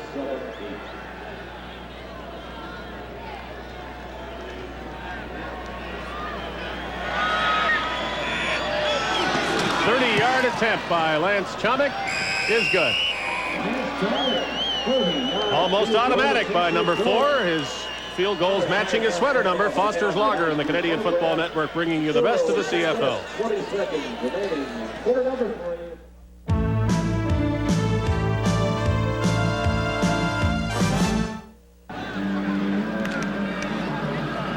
Late in the first half, the Toronto Argonauts thought the worst and have had it confirmed. Gil Fenerty taken off the field with a break in his lower right leg. He is still in the dressing room. The Argonauts trailed at that point and have led ever since. And now have middle linebacker Bruce Holmes with an interception close to the 15-yard line. Ben Zambiazzi started for the Argos. Young Bruce Holmes from the University of Minnesota is in the game now with a big play.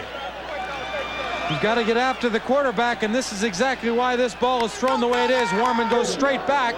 He's going to have to move and get away. No authority on that ball at all. Hallman on the legs, and that's why Holmes comes up with the interception.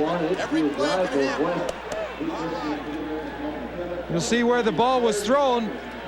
Watch all the people. You see Holmes 58 drop. It's almost like it was thrown to him.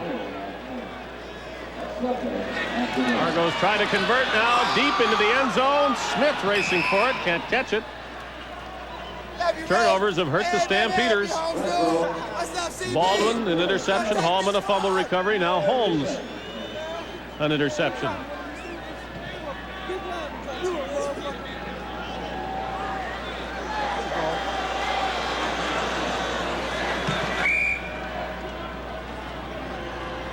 And this game is a long way out of Calgary's reach if the Stampeders give up a touchdown here. So let's watch second down from the 16-yard line.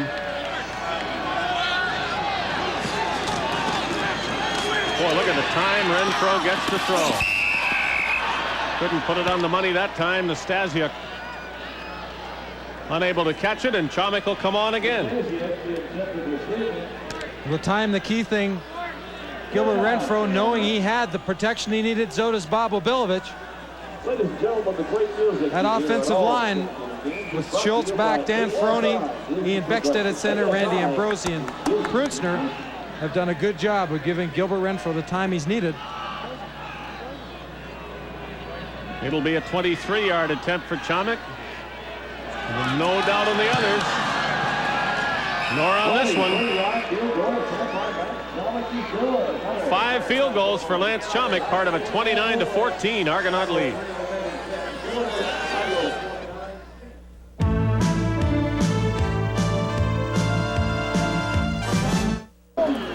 Tomorrow it's the BC Lions and the Hamilton Tiger Cats, 8 o'clock Eastern time on the Canadian Football Network. And right here, the Stampeders' new quarterback, Eric Kramer, warming up. Which isn't as much fun to say as Warman warming up, but Rick is in the game, of course. For how long, we wonder.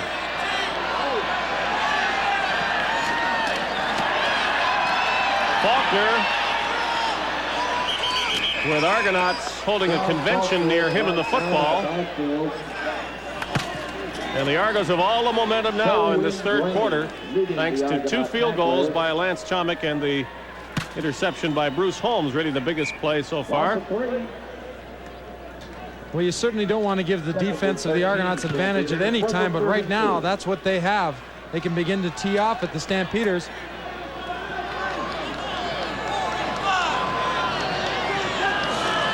Stamps lost 3 on first down. Here comes the rush on Rick Warman. And almost another interception. He threw to Marshall Toner for the first time. Well, the same area that Warman has tried to get the ball to Jay Christensen a couple times tonight, down the seam. This time it's Marshall Toner, and that ball hangs in the air a little bit too long. Delorier, active as he is, comes over and makes the play with Selwyn Drain. That ball has to have a little bit more zip on if they're going to get it in that seam, and it has to come a bit earlier.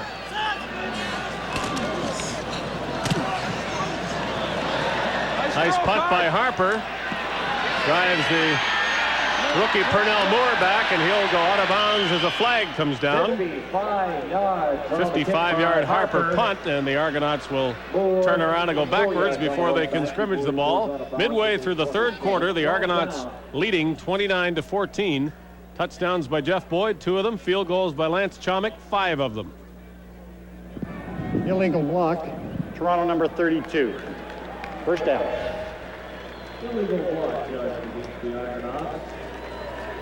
Stampeders now have the Argonaut offense backed up against their goal line, very close anyways, and really is a time for them to tighten things up. They've done a good job in their own end of the field, keeping them out of the end zone for touchdowns and only giving up field goals, but right here is another important situation. The Calgary defense hasn't really come up with a big play in this game, and right about now would be a great time and place for it.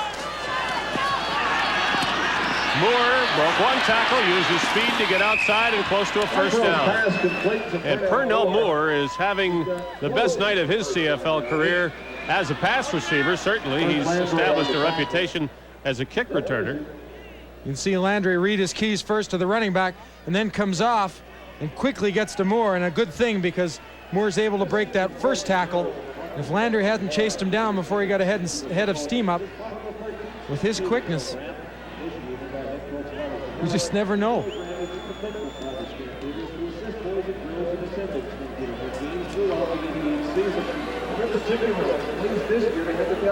10 receptions for Pernell Moore in this game, 129 yards.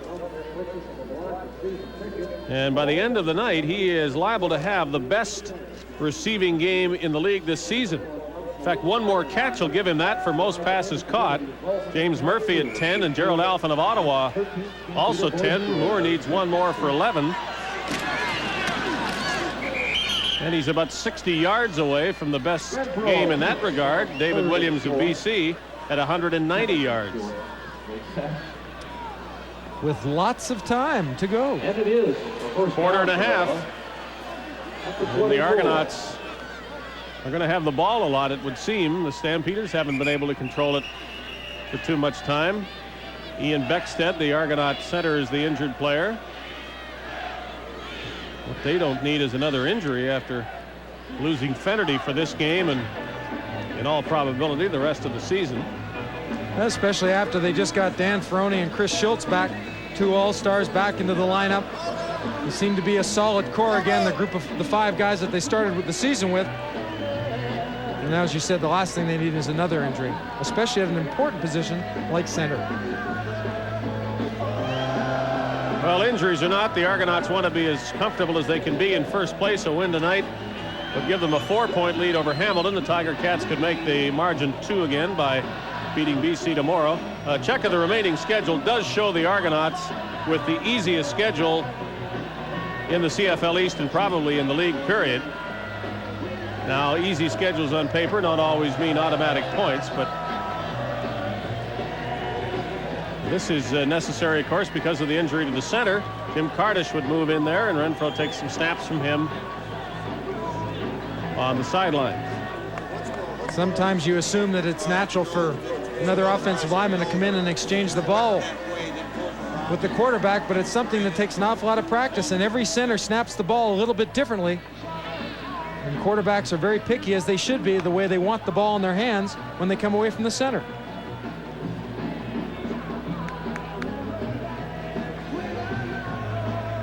He hurt his left leg. He comes off the football. See that left leg behind. He's driving. Beckstead in the middle. And then you just see a mound of people. And that's when the ankles can be caught and twisted, especially in the artificial turf. Shaken up on the play. Well, that offensive line has seldom been intact for the Argos this season. They just got Chris Schultz and Dan Ferroni back for this game. Beckstead is out for a while.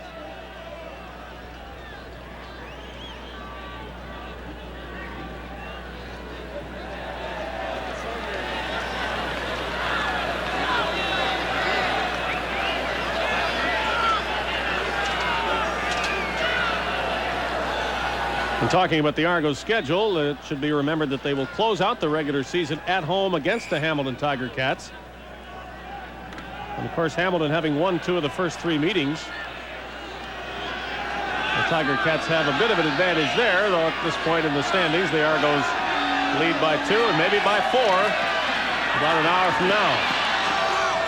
Renfro threw it up. Smith watched it go out of bounds. Taylor kept looking at him. So there's the new center for the Argos. Well, things change dramatically when you're used to playing guard or tackle. You snap the football.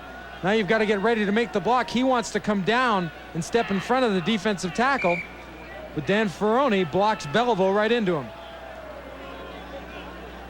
Everything worked out well for the Argos as far as protection goes, as Dr. Jackson has another left leg to look at. Meanwhile, second down, Toronto. Ball inside their 25. Stampeders rushing Renfro with a big blitz, but they don't get to him, and Renfro completes the pass for a first down to Jeff Boyd. It's been Moore on one side and Boyd on the other, and a great Argo passing game. Gilbert Renfro over 400 yards last week. Doing it again. Stampeders bring everyone. 4 left downfielder in man coverage. You can see Hopkins falling, Boyd to the inside. Peterson coming over late, but the reason that play is a success is the great job by the backs and the offensive line to give Gilbert Renfro plenty of time.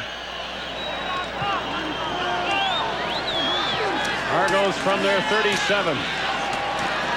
Again, Renfro can pick out his receiver. He tried to squeeze it in between some Calgary defenders to Moore. That would have been the season high for a pass receiver in this league, and Moore caught his 11th. But Landry was back there, among others. Landry does a great job of reading the quarterback and moving to the inside. Landry has to be feeling a little bit peaked himself, having had flu in the last week, lost 6 pounds. Weren't you saying Beckstead had been the most healthy of the Argo offensive linemen? Yeah, I shouldn't have said anything, I know. Renfro throws that one. Almost looked as though he might have been trying to throw it away. He really threw it a bullet to Boyd, and it was incomplete, but Boyd gave it a try. Well, you believe when you have receivers of the caliber of Jeff Boyd, sometimes you throw the ball into the area knowing that 60-70% of the time they're going to come up with it, and he almost does that. If it wasn't for a great job of Hopkins stripping the football when Boyd tried to bring it down into his chest.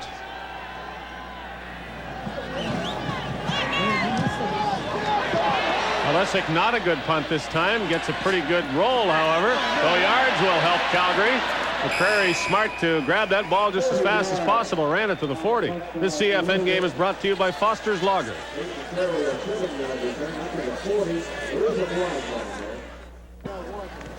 Gil Fennerty has returned to the sidelines. Those are his crutches. The Argonauts are trying to prevent our camera from showing the broken right leg.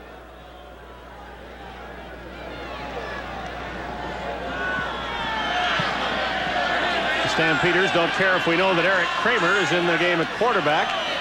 And let's see the North Carolina State product relieving Rick Warman and completing his first pass. Well, the book on Kramer is he's got a very strong arm.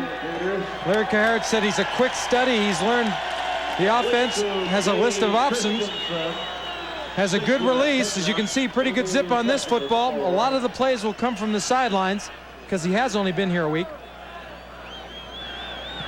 But Cahart says he's got great potential.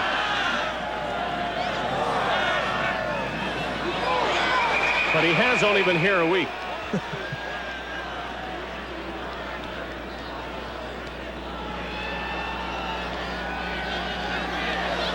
Trying to remember and think about so many things, it's easy to forget the snap count. Illegal procedure, Calgary number 18. Procedure penalty. He's getting ready to pull. Phils, he should be coming out on 1. Maybe he called it on 2. 2nd and 9.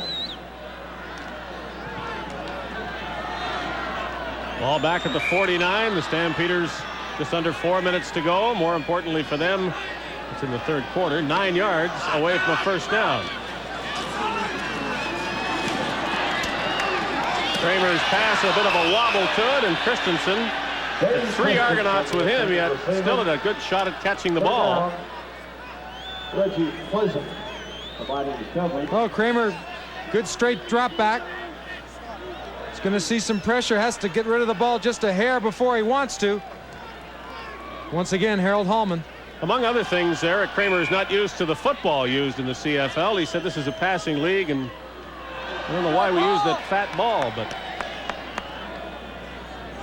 he's 1 for 2 so far. Glenn Harper threatened to throw it, then decided to kick it. And here's Pernell Moore with a great night catching the football, trying to add to it with a punt return. The score is the Toronto Argonauts 29 and the Calgary Stampeders 14. We pause 10 seconds for the stations from coast to coast to identify themselves. You're watching the Canadian Football Network.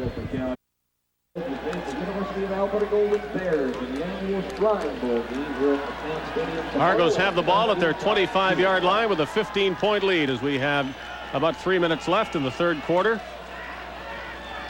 Moore is underway, and he has just established a season high with his 11th catch of the game, topping the 10 caught by James Murphy of Winnipeg and Gerald Alphin in earlier games. And avert your eyes, Leo. I thought Pernell Moore was going to stay down there a little too long. We'll talk to Leo Cahill, the Argonaut general manager, about Gil Fennerty after we have a look at Pernell Moore. Leo, I guess you're seeing all the things that you knew Pernell Moore could give you as a special team player, but now as a receiver, it's got to be a bonus.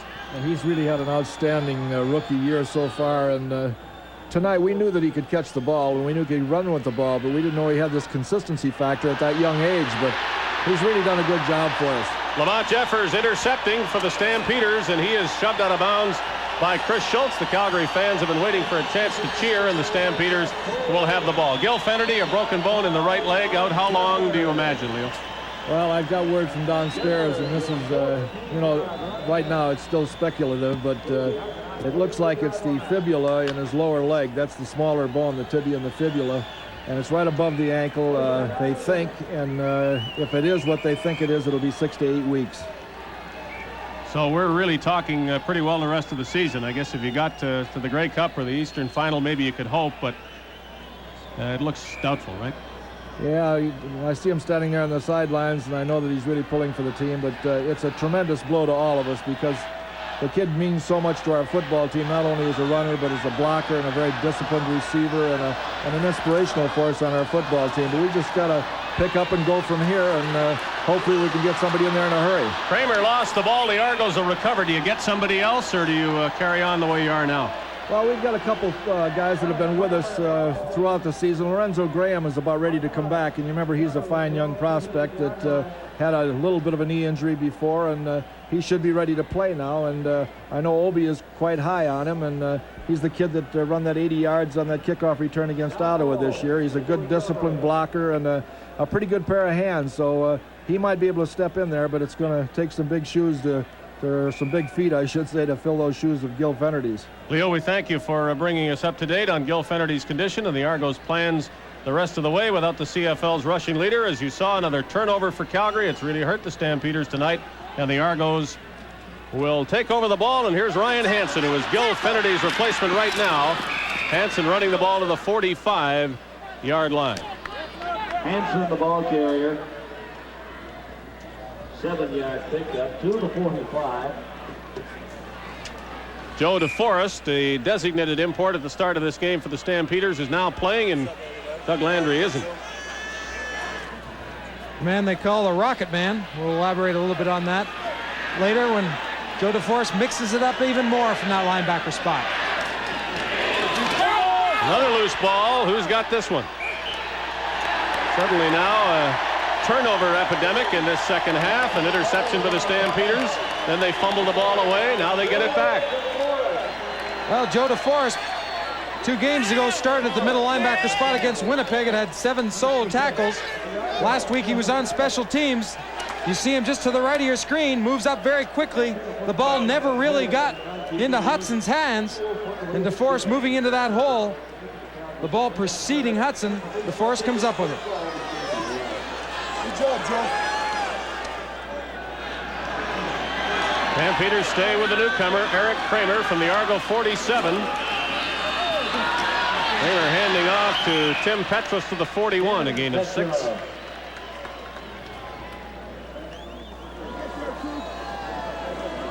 Gain of 6. Only Plus made the tackle. It'll be a 2nd and 4. Bob Obilovich, Gilbert Renfro, Cornell Moore, all discussing the situation that presented itself in the last set of downs for the Argonauts. They can't afford to turn the ball over. Can't let Stampeders back into the game. This will be the last play of the 3rd quarter. Kramer stepping up, threw a bullet, caught by Christensen. No matter which Calgary quarterback plays in this game, it seems he wants to go to Jay Christensen, who is working well for the Stampeders. They trail by 15, but they threaten.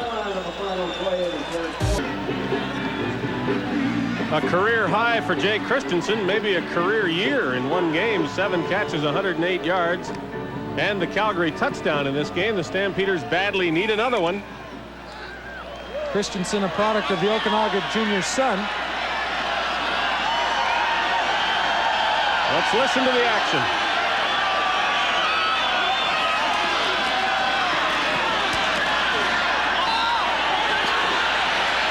Incomplete, a battle in the end zone. Tolbert and Terry Noble, and neither can catch it. More important for Noble to make it incomplete than for Tolbert, of course. And Eric Kramer, the new quarterback from the Atlanta Falcons and North Carolina State, conferring with Andy McVeigh, a 2nd down play. This is the sort of situation where you would expect the Stampeders to be going on 3rd down if they don't make it on 2nd down. We're into the 4th quarter. They're trailing by 15 points. Larry Kuharich likes to gamble in certain situations, and I think this is one of them. And let's see what happens on 2nd down.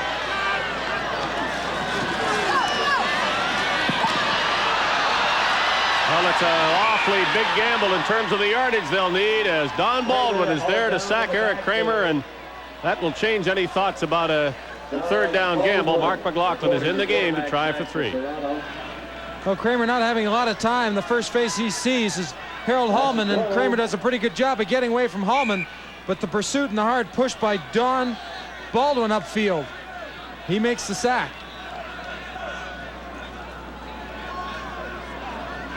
Unless the Stampeders feel like faking this, it'll be a 35-yard attempt by McLaughlin.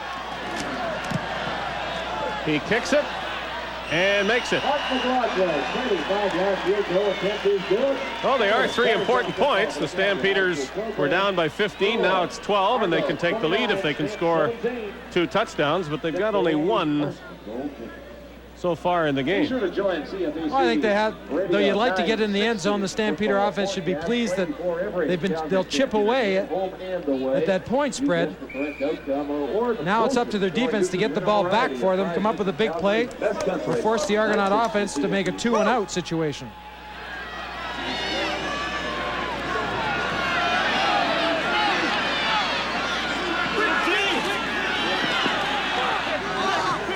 Renfro off the fingertips of the fullback, Warren Hudson.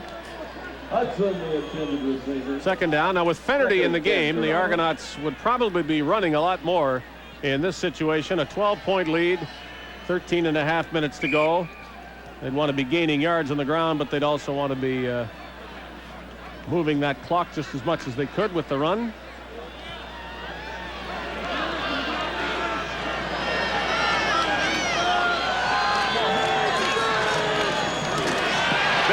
On Renfro, and down he goes, and that's the sort of thing the Stampeders have got to start doing on defense. They've got to get the big plays from the defense because the offense hasn't provided it, and Derek Taylor did that time. Well, they have to have the big plays, but they have to be very specific on where they come. This situation is the perfect one. On the right side of your screen, Derek Taylor, 21, is just going to come flying in. Number 95, Lamont Jeffers came in and pinched so no one could step out and block him, and Taylor feeling the results of that hit right here. Making the big hit, that left hand of his collided with maybe the toughest piece of equipment a football player can have, and that's his helmet.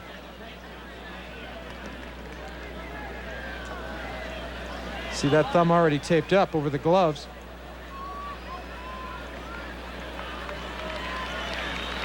I'm sure he'll take a sore hand for a big play like that, though. Now the Stampeders will hope for the best field position possible. Elisic's last punt wasn't a good one.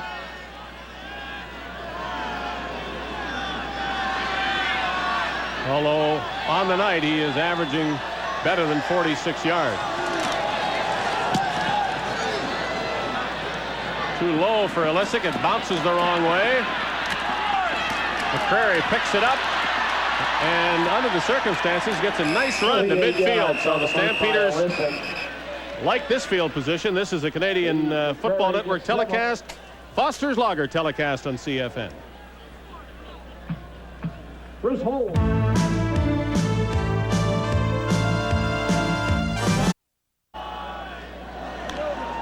If you are just joining us, Gil Fennerty's rushing yardage for the night, and it is final 18 yards because he is out with a broken right leg.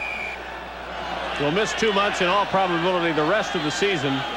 The Toronto Argonauts lose their rushing leader and the CFL's top rusher and one of its best young players and top stars. Eric Kramer of the Stampeders to Larry Willis, who hasn't had much to do today.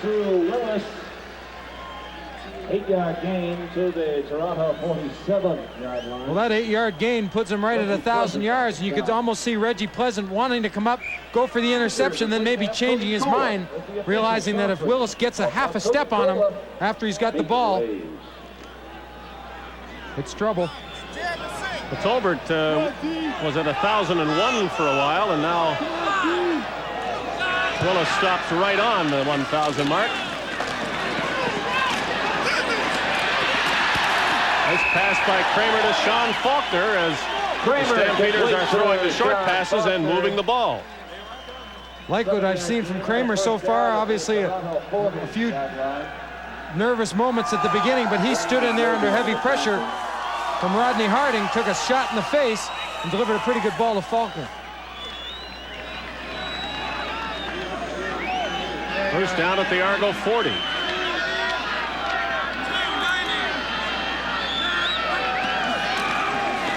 Kramer flubbed the handoff to Faulkner, and the Argos come up with it again. The 5th Calgary turnover of the game. Don Baldwin, who had an interception earlier, now has a fumble recovery. Don Baldwin on the recovery for Toronto.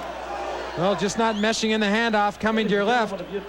Kramer not being able to stretch far enough to Faulkner, or Faulkner not sliding laterally enough or closer to the quarterback. The result right there is Don Baldwin coming up with the loose football. Most football fans understand, I think, that the football used in this league is not the same size as that in the NFL, and Kramer talked about it in practice. The bigger ball in the CFL giving him some problems. It has in the game too. Jeff Boyd catching a short one from the Argos. Is the difference that significant in the size of the football? Oh, very much so, especially for a quarterback. As Larry Kaharich, I think, pointed out the best. If you blindfold a quarterback and put an NFL ball and a CFL ball on the ground, he could tell strictly from the field. Jeff Boyd with 2 touchdowns, 7 catches. He's over 100 yards. Gilbert Renfro must certainly be over 300 by now. Maybe on his way to another 400-yard game. This will help. Darryl Smith breaking tackles. His hands helping his legs, and there's a flag thrown that's going to add to the big gain by the Argos. Stampeders couldn't hit him when it mattered, and they hit him too late.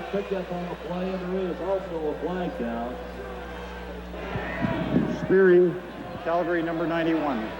First down.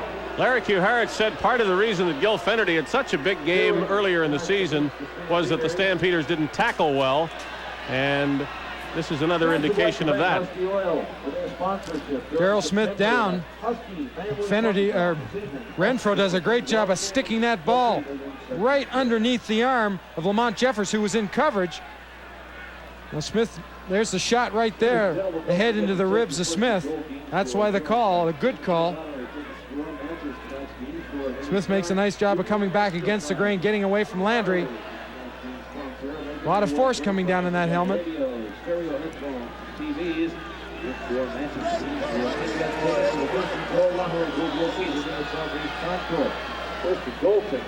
Errol Smith had some shoulder problems last week. He leaves the field now. Paul Massotti will come on as Eric Kramer continues to get tutelage from Larry Kuharich. It is education under fire for Kramer. And while he has completed some passes, he's also had some problems. This is the 5th game in his last 6 starts that Gilbert Renfro has thrown for more than 300 yards. Ryan Hansen, Fennerty's replacement, dropped a pass. Will Renfro hit 400 again? Will Pernell Moore add to his great game? And Jeff Boyd, the Argo passing attack is what this team is becoming famous for and will continue, I guess, in Fennerty's absence. I think we're seeing Gilbert Renfro as he is maturing into a real fine quarterback, throwing the ball to the receivers that are becoming open, not trying to force it where he thinks the ball should go.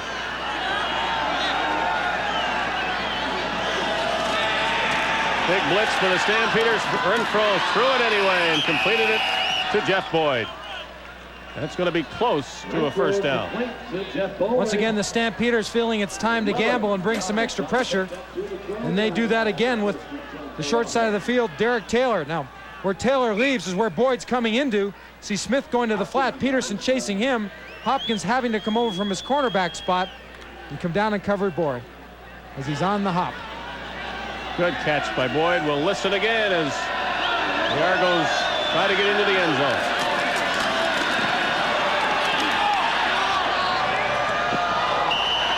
A narrow miss by Nastasiuk at the back of the end zone. That was a first down play, second down Toronto. They lead by 12. We have just under 9 minutes to go. Watching Renfro throw the football in tight situations when the pocket's closing in around him, you can really see the strength he has in his arm because he just really whips the ball. Not the good follow through, but strong arms it, and it still goes well. Boyd to one side, he's looking for his third TD catch. Moore to the other, he's looking for his 12th reception. And who's Renfro looking for? Moore, but it was not complete.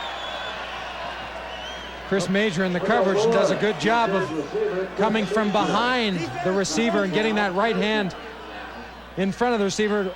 A big play on defense. 3 receivers to one side.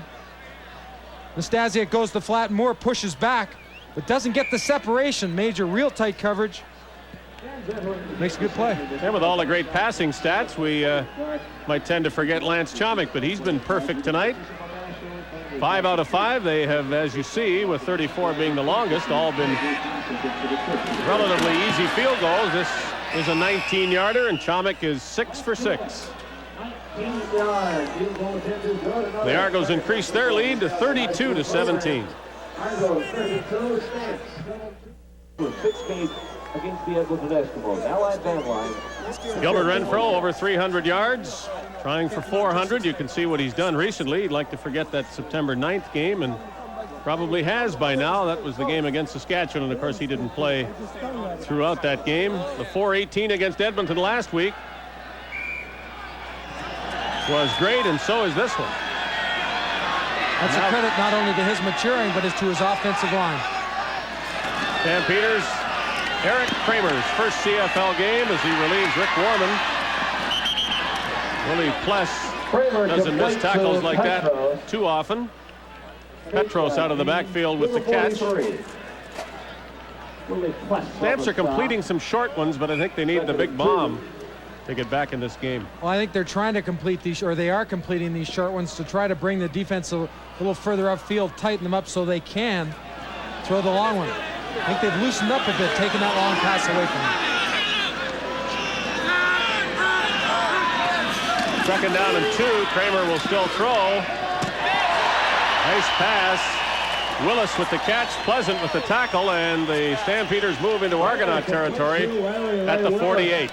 The key to the success of this pattern is to hit Willis. He'll break to the post, but get the ball to him before he gets into the safety area. He's got that ball. The tackle's made, and Lou Delorier is now just coming into the picture. So that's the importance of that play. Get that ball in there fast. Remember, Kramer hasn't been in Calgary very long. Certainly doesn't have a full grasp of the offense, but has what they would call a package that he is comfortable with, and that's what he's running now. Whoop. Nothing comfortable about that. And Bruce Holmes coming up the middle in a blitz situation. You know, the one tough thing for Kramer will be not making the right reads. There's 58. Does a little loop, comes right up the middle. Rudy Phillips isn't able to slide down, get in his face. He tries to push him, but to no avail. Second down, Stampeders, 6.5 minutes left. They need 2 touchdowns and a 2-point convert along the way to tie. Kramer saw the rush again, got rid of it. The read was right that time to Tolbert for a Calgary first down. Kramer complete to Emmanuel Tolbert. Well, a great read by Emmanuel Tolbert. Middle linebacker Bruce Holmes comes out of the middle. Watch him, 58. He's covering Andy McVeigh. The only one left in the middle is behind Lou Delorier. Tolbert makes the adjustment and Kramer makes the read. Time not helping the Stampeders now, though. Less than 6 minutes to go.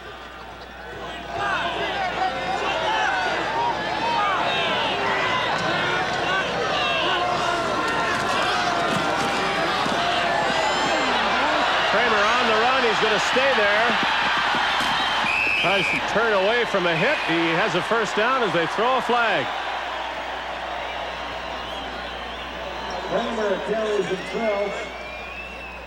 Fred Biletnikoff there going in to talk to Larry Kaharich about possibly what they could call down close. Spearing, Toronto number 32. First down. Willie Pless doesn't agree. Just heard the call from referee Ross Perrier. Let's see. Well, Kramer forced out. He's now going to run. He becomes fair game. Exactly. You make the call right here. Well, it's certainly not against Willie Pless. Well, that's what they called. He made the tackle. Whoever hit him late was not number 32.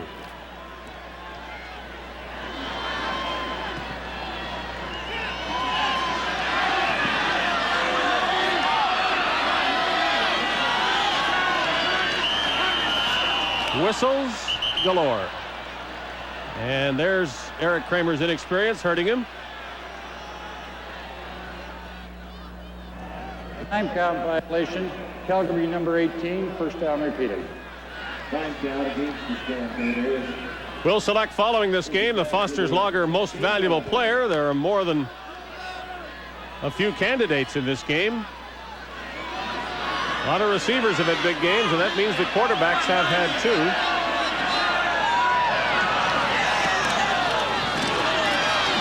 Kramer wanting to go to the end zone. A lot of contact in there, and the fans are hooting and hollering. So are the Stampeder players, wanting a flag thrown on that occasion.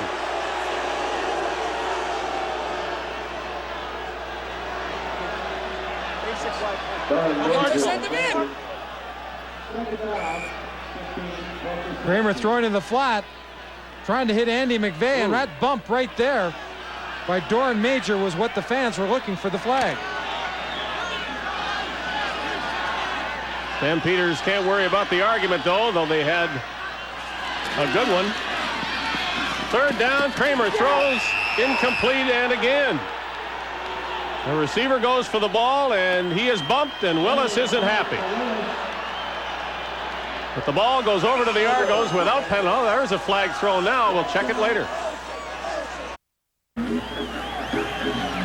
That's the score with 4:47 left in the fourth quarter. The Argonauts leading by 15 points. When we left, there were flags. The Stampeders have another chance.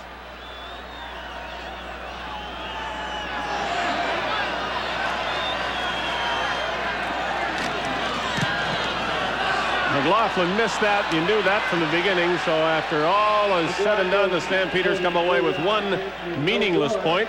At least at this point, it looks like meaningless. They trail by 14.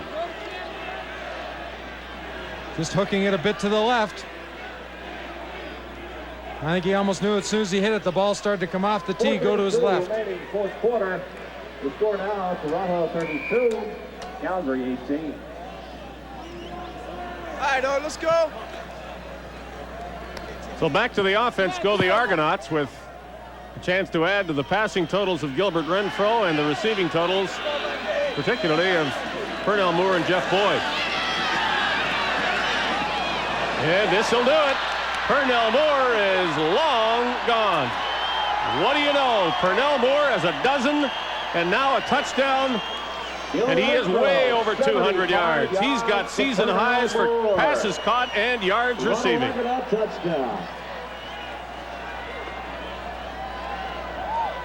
Well, if you give Pernell Moore enough time to run his pattern, in other words, give Gilbert Renfro enough time to throw the ball, something bad's going to happen to a defense, and he gets to the outside around Chris Major and then just opens it up. Well, as we said, Moore will remember this night.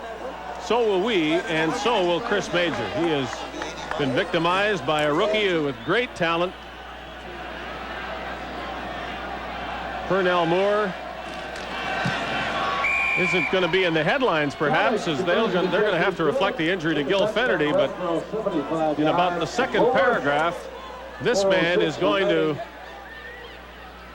have his night detailed, and there'll be a lot of superlatives used to describe him. And Gilbert Renfro took a late hit, too, by Eugene Belleville. I think what they've done tonight is the Argos have given notice to some of the cornerbacks across the CFL. And not only has Jeff Boyd got the ability to make the big play out of a small one, but number 75, a native of Washington, D.C., Pernell Moore, can do an awful lot with the football once he gets open, and can get open with some regularity. Very early in the season, of course, people knew him because he returned a kickoff for a touchdown. Hey, for you, Mom. I can get another one. One more. Yeah. That's it. That clips the game for you. That's the Earl Winfield script that Purnell Moore is reading from. Count your big plays as you go. If he'd been counting from the start, he'd be hoarse by now.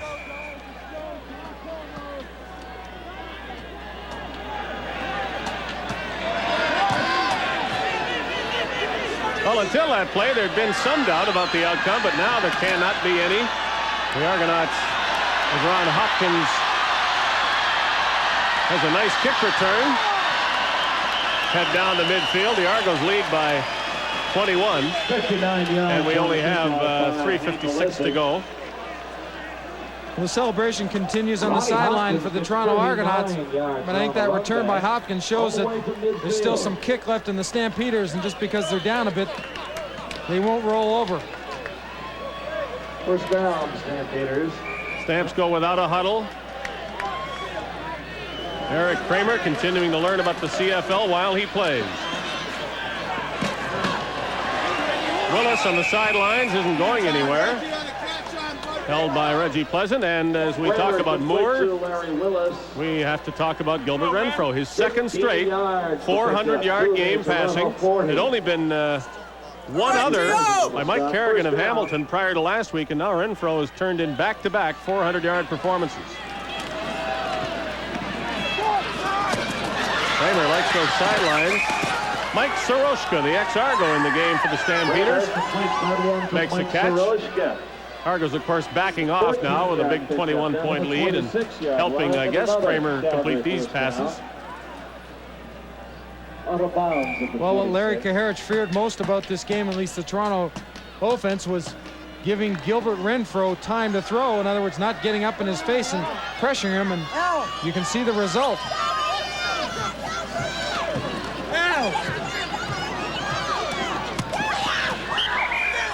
Kramer's going to have a fine passing percentage in terms of completions after this game. Right now, 10 of 15, and Petros caught that one. This CFN game is brought to you by Foster's Lager.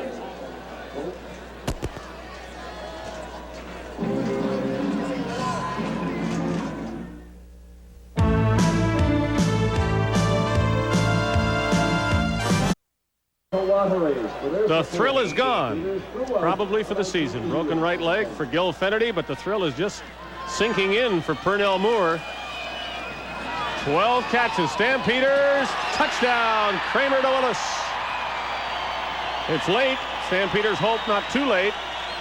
But Eric Kramer completes another one, and Larry Willis is going to have some pass receiving yardage to admire. I don't know if I can remember a game in this league where so many receivers have had this kind of game.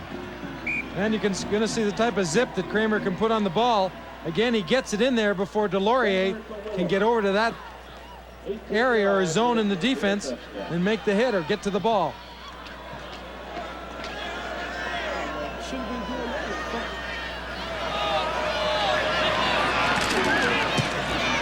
McLaughlin's convert is good. The Stampeders are 14 points down with 2:46 to go.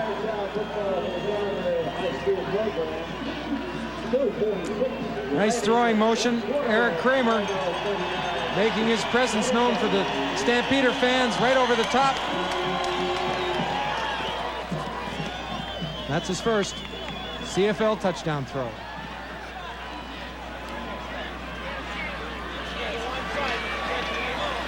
Well, I think Larry Kaharich is right. He is a quick study, having been only in camp for 4 or 5 days. Not having a total understanding of the offensive system has done pretty well, I think.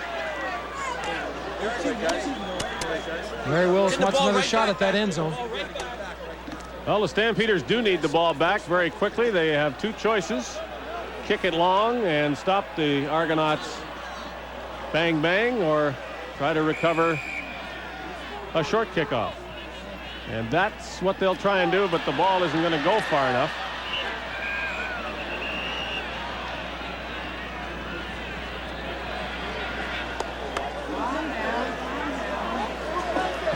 That ball has to go 10 yards. Doesn't matter if it's in the air, it has to go 10 yards first before it could be touched by a Stampeder, and that one hooked right back into the pursuing Stampeders on the outside. Illegal kickoff. Calgary declined. First down, Toronto. Argos take the ball there at the 44-yard line. Why not? Charged against the Stampeders. The ball did not travel 10 yards. First down, Toronto. 44-yard line.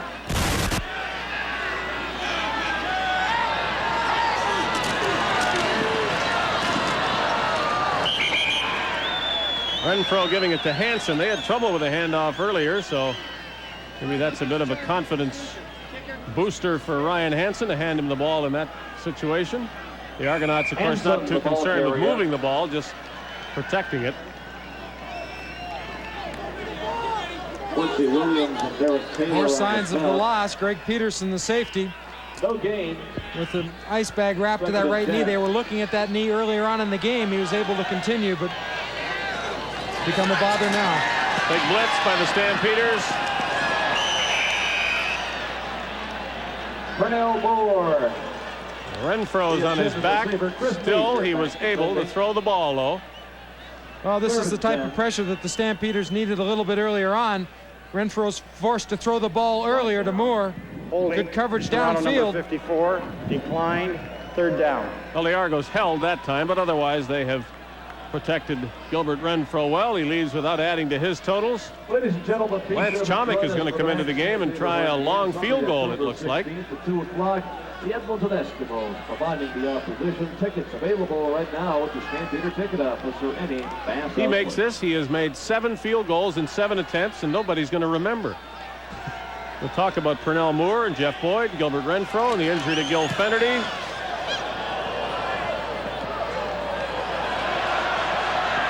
Chomik finally misses one. McCrary lost the football. Stampeders pick it up. Derek Taylor has it out of bounds. Bodies all over the place. The football bouncing around with 2:03 to go. Well, the important thing to Larry Harris, not so much that the ball was fumbled, but they've got it back. Actually made a few yards on it, up in the 28.5-yard line. Kramer once again gets a chance to give that right arm of his a workout. Well, that's exactly what he'll do. The Stampeders don't intend to be running now. A little over 2 minutes to go. They need 2 touchdowns. Threw it too far for one receiver and too low for another. I think it was a little bit too high trying to get the ball out to Andy McVeigh.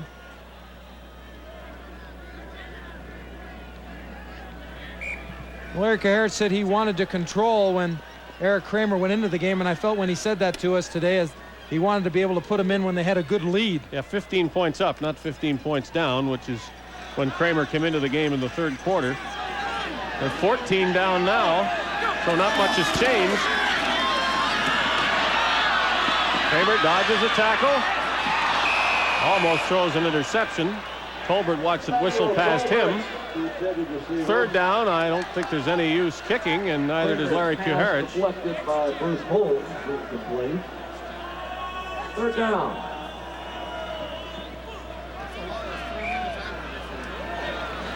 They'll go on third down from their 28-yard line.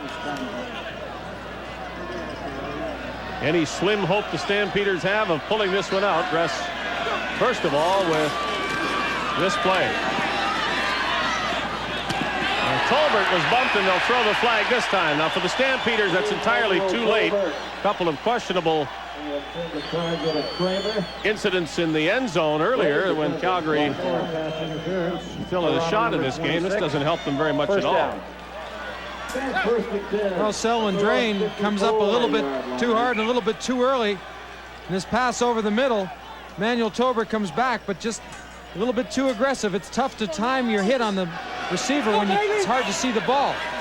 Kramer looking downfield to the sidelines. Willis cuts it up to the 35-yard line. Boy, the Stampeders hanging in there. The time is really their enemy now. 1:42 left and 35 yards away from the first of 2 touchdowns they need.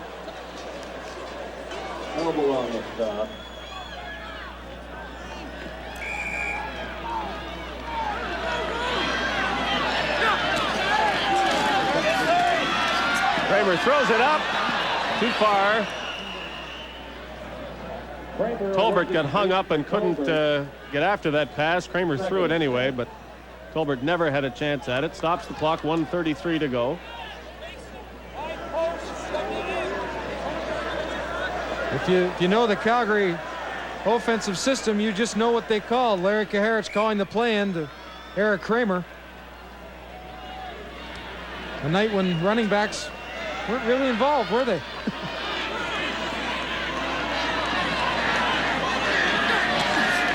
Here comes the blitz. Kramer down.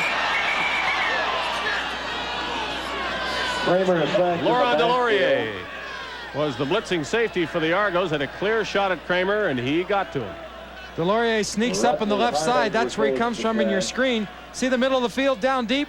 There's no one there. But Kramer doesn't have the time to let a receiver come open. That's executing the blitz from the halfback or safety spot perfectly. It's another third down gamble, and this is more than 3rd and 10. They're out at the 42. They've got to go to the 25. Another blitz. Kramer throws it way up there. Nobody gets to it. Ball goes over to the Argos, 1:11 remaining. The Argos will go 4 points up on Hamilton, temporarily at least. The Tiger Cats not too happy with what's happened here tonight, but the BC Lions sure are. They'll remain tied for 3rd place in the West with the Calgary Stampeders.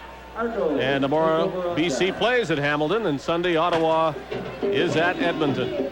Both games on the Canadian Football Network, a game a day here this weekend. And this has certainly been one to kick it off as far as Pernell Moore and Gilbert Renfro and the rest of the Argos are concerned. But injuries dampen it somewhat for Toronto. Certainly with Gil Fennerty's broken leg, and now Willie Pless is lying the same way Fennerty was. It's been a bad night for the lower leg and ankles. Ian Beckstead left the game earlier, the Argonauts center. Of course, you've mentioned about Fennerty's leg. Willie Pless down now.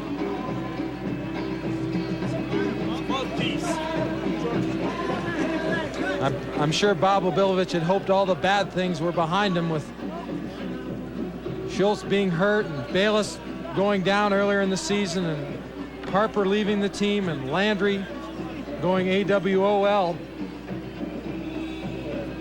But things continue. Though they do come away with a win, it's not good news in a number of situations. I guess what we could talk about, though, is Bayless being able to come back fairly soon. An outstanding defensive player.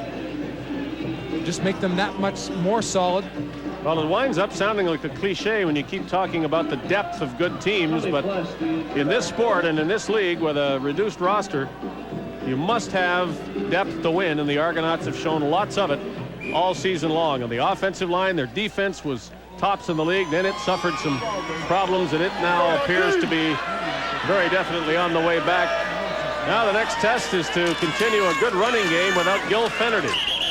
For the time being, they do it with Ryan Hansen, number 34, along with fullback Warren Hudson. Well, it's been a big day for Pless, having a good game as usual at that linebacker spot, being an impact player on special teams, making a number of tackles on punt team. Bob Obilovich has a dream that he'd like every one of his players to play on one special team, at least one. Under a minute to go as the Argonauts are that far away from their 9th victory of the season. Hansen again decides to go backwards. Carry 4 Stampeder tacklers with him that way. Short of a first down, Elisic will come on and punt again. 4 yards. It's a good opportunity to give Ryan Hansen some repetitions out of that halfback spot.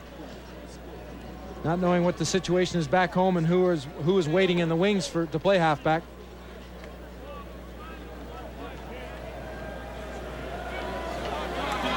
Two games on the Canadian Football Network, and also a big game in Winnipeg between the Bombers and the Saskatchewan Roughriders. That's on Sunday.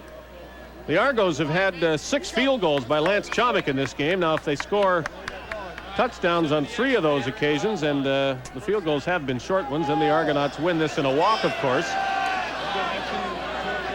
But, of course, if Chomick doesn't make all those field goals, He's got 18 points that way alone. The Argos lead by 14. It's a different game that way too. So the flag goes down. You don't necessarily like to settle for field goals, but you sure do like to make them if you have to kick them. Well, you're right. And ideally, as you said, you want to get in the end zone, but it just shows you how important it is. Illegal block, Calgary number 54. First down. To have a good field goal kicker. John Gregory in Saskatchewan knows that with Dave Ridgway. He's won a few games for them and probably will win a few more.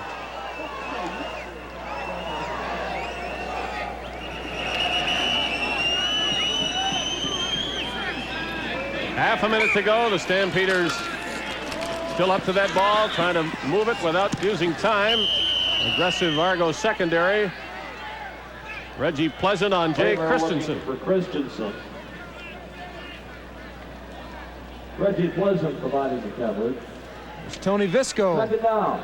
rookie from Purdue, can play both the rush end spot and the linebacker. Right now he's in for Willie Pless. Well, it didn't rain in Calgary tonight, but Larry Kuharich might have wished that it had, because despite the bad weather, the Stampeders had won a couple of games that way, and he's not going to win this one. Kramer complete to McVeigh. McVeigh with the catch, not for the first down. Well, if Larry Kuharich has been looking for a quarterback with a strong arm and fairly mobile, I think he's found it with Eric Kramer. With Rodney Harding on one shoulder, he's able to move sideways and strong arm that ball into Andy McVeigh. Third down, Kramer throws an interception to the arms of Tony Visco. Now we have a slugging match going on with flags flying. Bruce Holmes is hurt. By Tony Visco. An innocent bystander after Visco picks that ball off. And Holmes is in real pain. We've seen far too much of this tonight, the injuries. Young middle linebacker didn't start this game. Ben Zambiazzi did, but as the game continued, Zambiazzi went to the bench and Holmes went in. He had an interception in the third quarter. Players thrown out of the game because of the throwing of punches. I was going to say it takes a while for Zambiazzi to get back into playing condition. And fighting the flu, the other number 39, Doug Landry. As we said earlier, lost a few pounds, up to 6 or 7 pounds this week because of the flu. Having been in transit, not really probably settled down. That'll be interesting to see what Calgary does when they get Kenny Ford back healthy. Landry there now. Will they go to that 30 defense with the 3 down men and the 4 linebackers? Don Baldwin is the Argonaut out of the game, and Tom Spallettini has been removed from the Stampeder bench.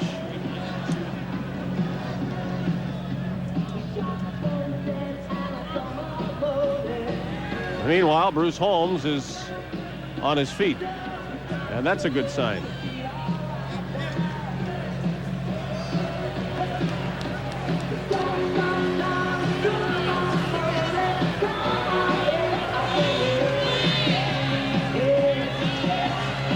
Baldwin a big game earlier on. Baldwin is walking one way and Spallettini is walking the other. I know. And they're laughing at each other, I hope. Yeah, they're laughing, but they're looking kind of strange at each other.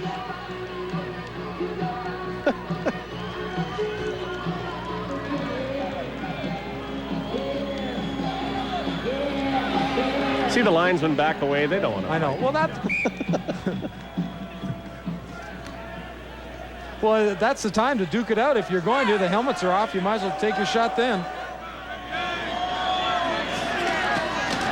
Ryan Hansen with the ball as we wind toward the end of this game. For a couple of yards. Flag down. A great game for Pernell Moore, Gilbert Renfro, Jeff Boyd, among others, for the Argos. Don Baldwin will remember it too. He got kicked out of the game, but before then he intercepted a pass and recovered a fumble. The Argos' new defensive end, second game. 11 seconds to go. Lance Chomick lines up to kick another field goal. Forgot about him again. If he'd made the last one, he'd be going for his 8th right now, which would tie the record, but he didn't make the last one. Boyle missed the record by 1. Flag thrown. More rough stuff. Chomick is mad now. He'll need some help, but he'll have it. I think he's angry because he took a shot after he kicked the football. Still 6 seconds to go. And as soon as this game can end, the better for the officials, if not for the players in both teams. Let's watch what happens to Lance Chomick after making his 7th field goal. Yes, they threw a flag. Conjemi, the quarterback, threatening Hopkins. Now, if it had been Zambiazzi holding the football, he would have jumped up and popped him. Major foul, unnecessary roughness, Calgary number 15.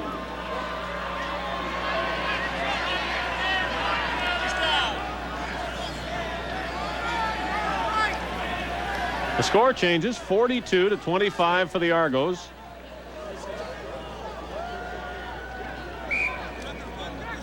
And but for a 50-yarder that missed, Chomick would have tied Dave Ridgway's record of 8 field goals in one game.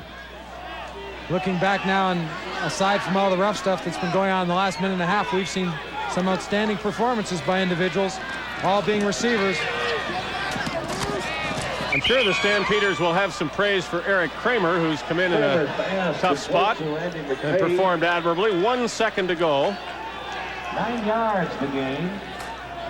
You wonder what might happen when the Stampeders next start, whether Kramer will get it. I think that off this performance, he perhaps should. And of course, he'll know a lot more by then about what the Stampeders are trying to do offensively. Kramer throws a 1-bouncer to Petros, and Kramer hits the ground. And that's it. The Argonauts complete a victory over the Calgary Stampeders. They're second in 2 meetings, 42-25. Larry Kuharich and Bob Obilovich will ponder these results as the Argos stay in first in the East and the Stampeders stay tied for third in the West. CFL Stars of the Week will receive the new Philishave 950 rechargeable shaver with the unique charge level indicator. Philishave by Phillips. With offices from coast to coast, Canada's #1 way to rent a vehicle is budget car and truck rental. Whether you need a Lincoln for a weekend getaway or a truck to move your belongings, call Budget. We're a better deal. If you're into sports, get Desenex for athlete's foot or for plain foot comfort. Desenex powder, spray, ointment, soap, or unique foam will help your feet feel great. Get Desenex at your local drugstore.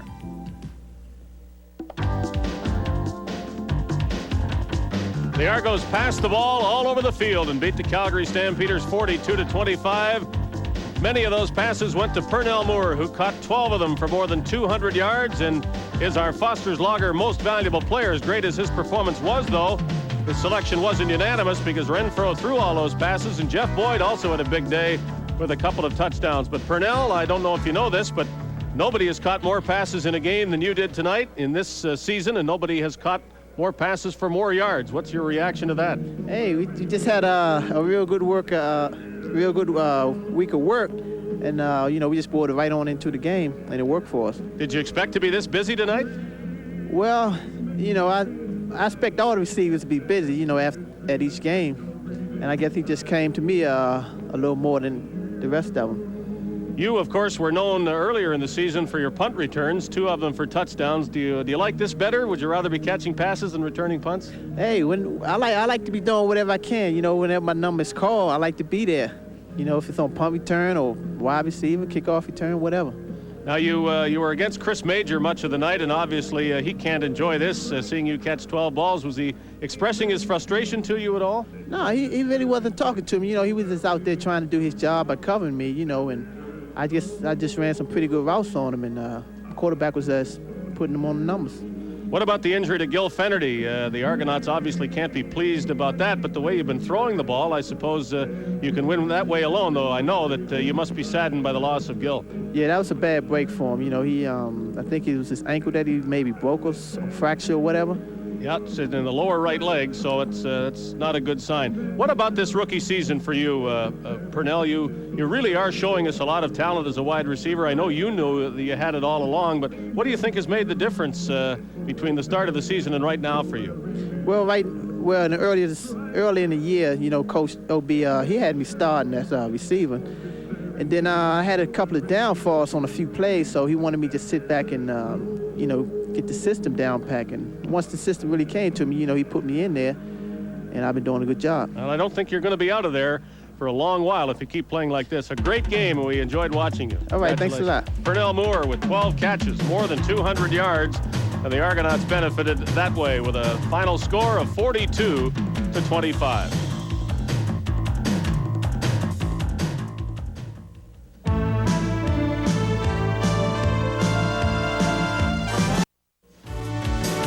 The Hamilton Tiger Cats must win tomorrow to stay within 2 points of the Toronto Argonauts after this Toronto victory, and Hamilton must beat the BC Lions, who will be trying to break a third-place tie with the Calgary Stampeders. The Lions benefiting from this result. And that's our game tomorrow from Ivor Wynne Stadium. BC and the Tiger Cats at 8 o'clock Eastern Time.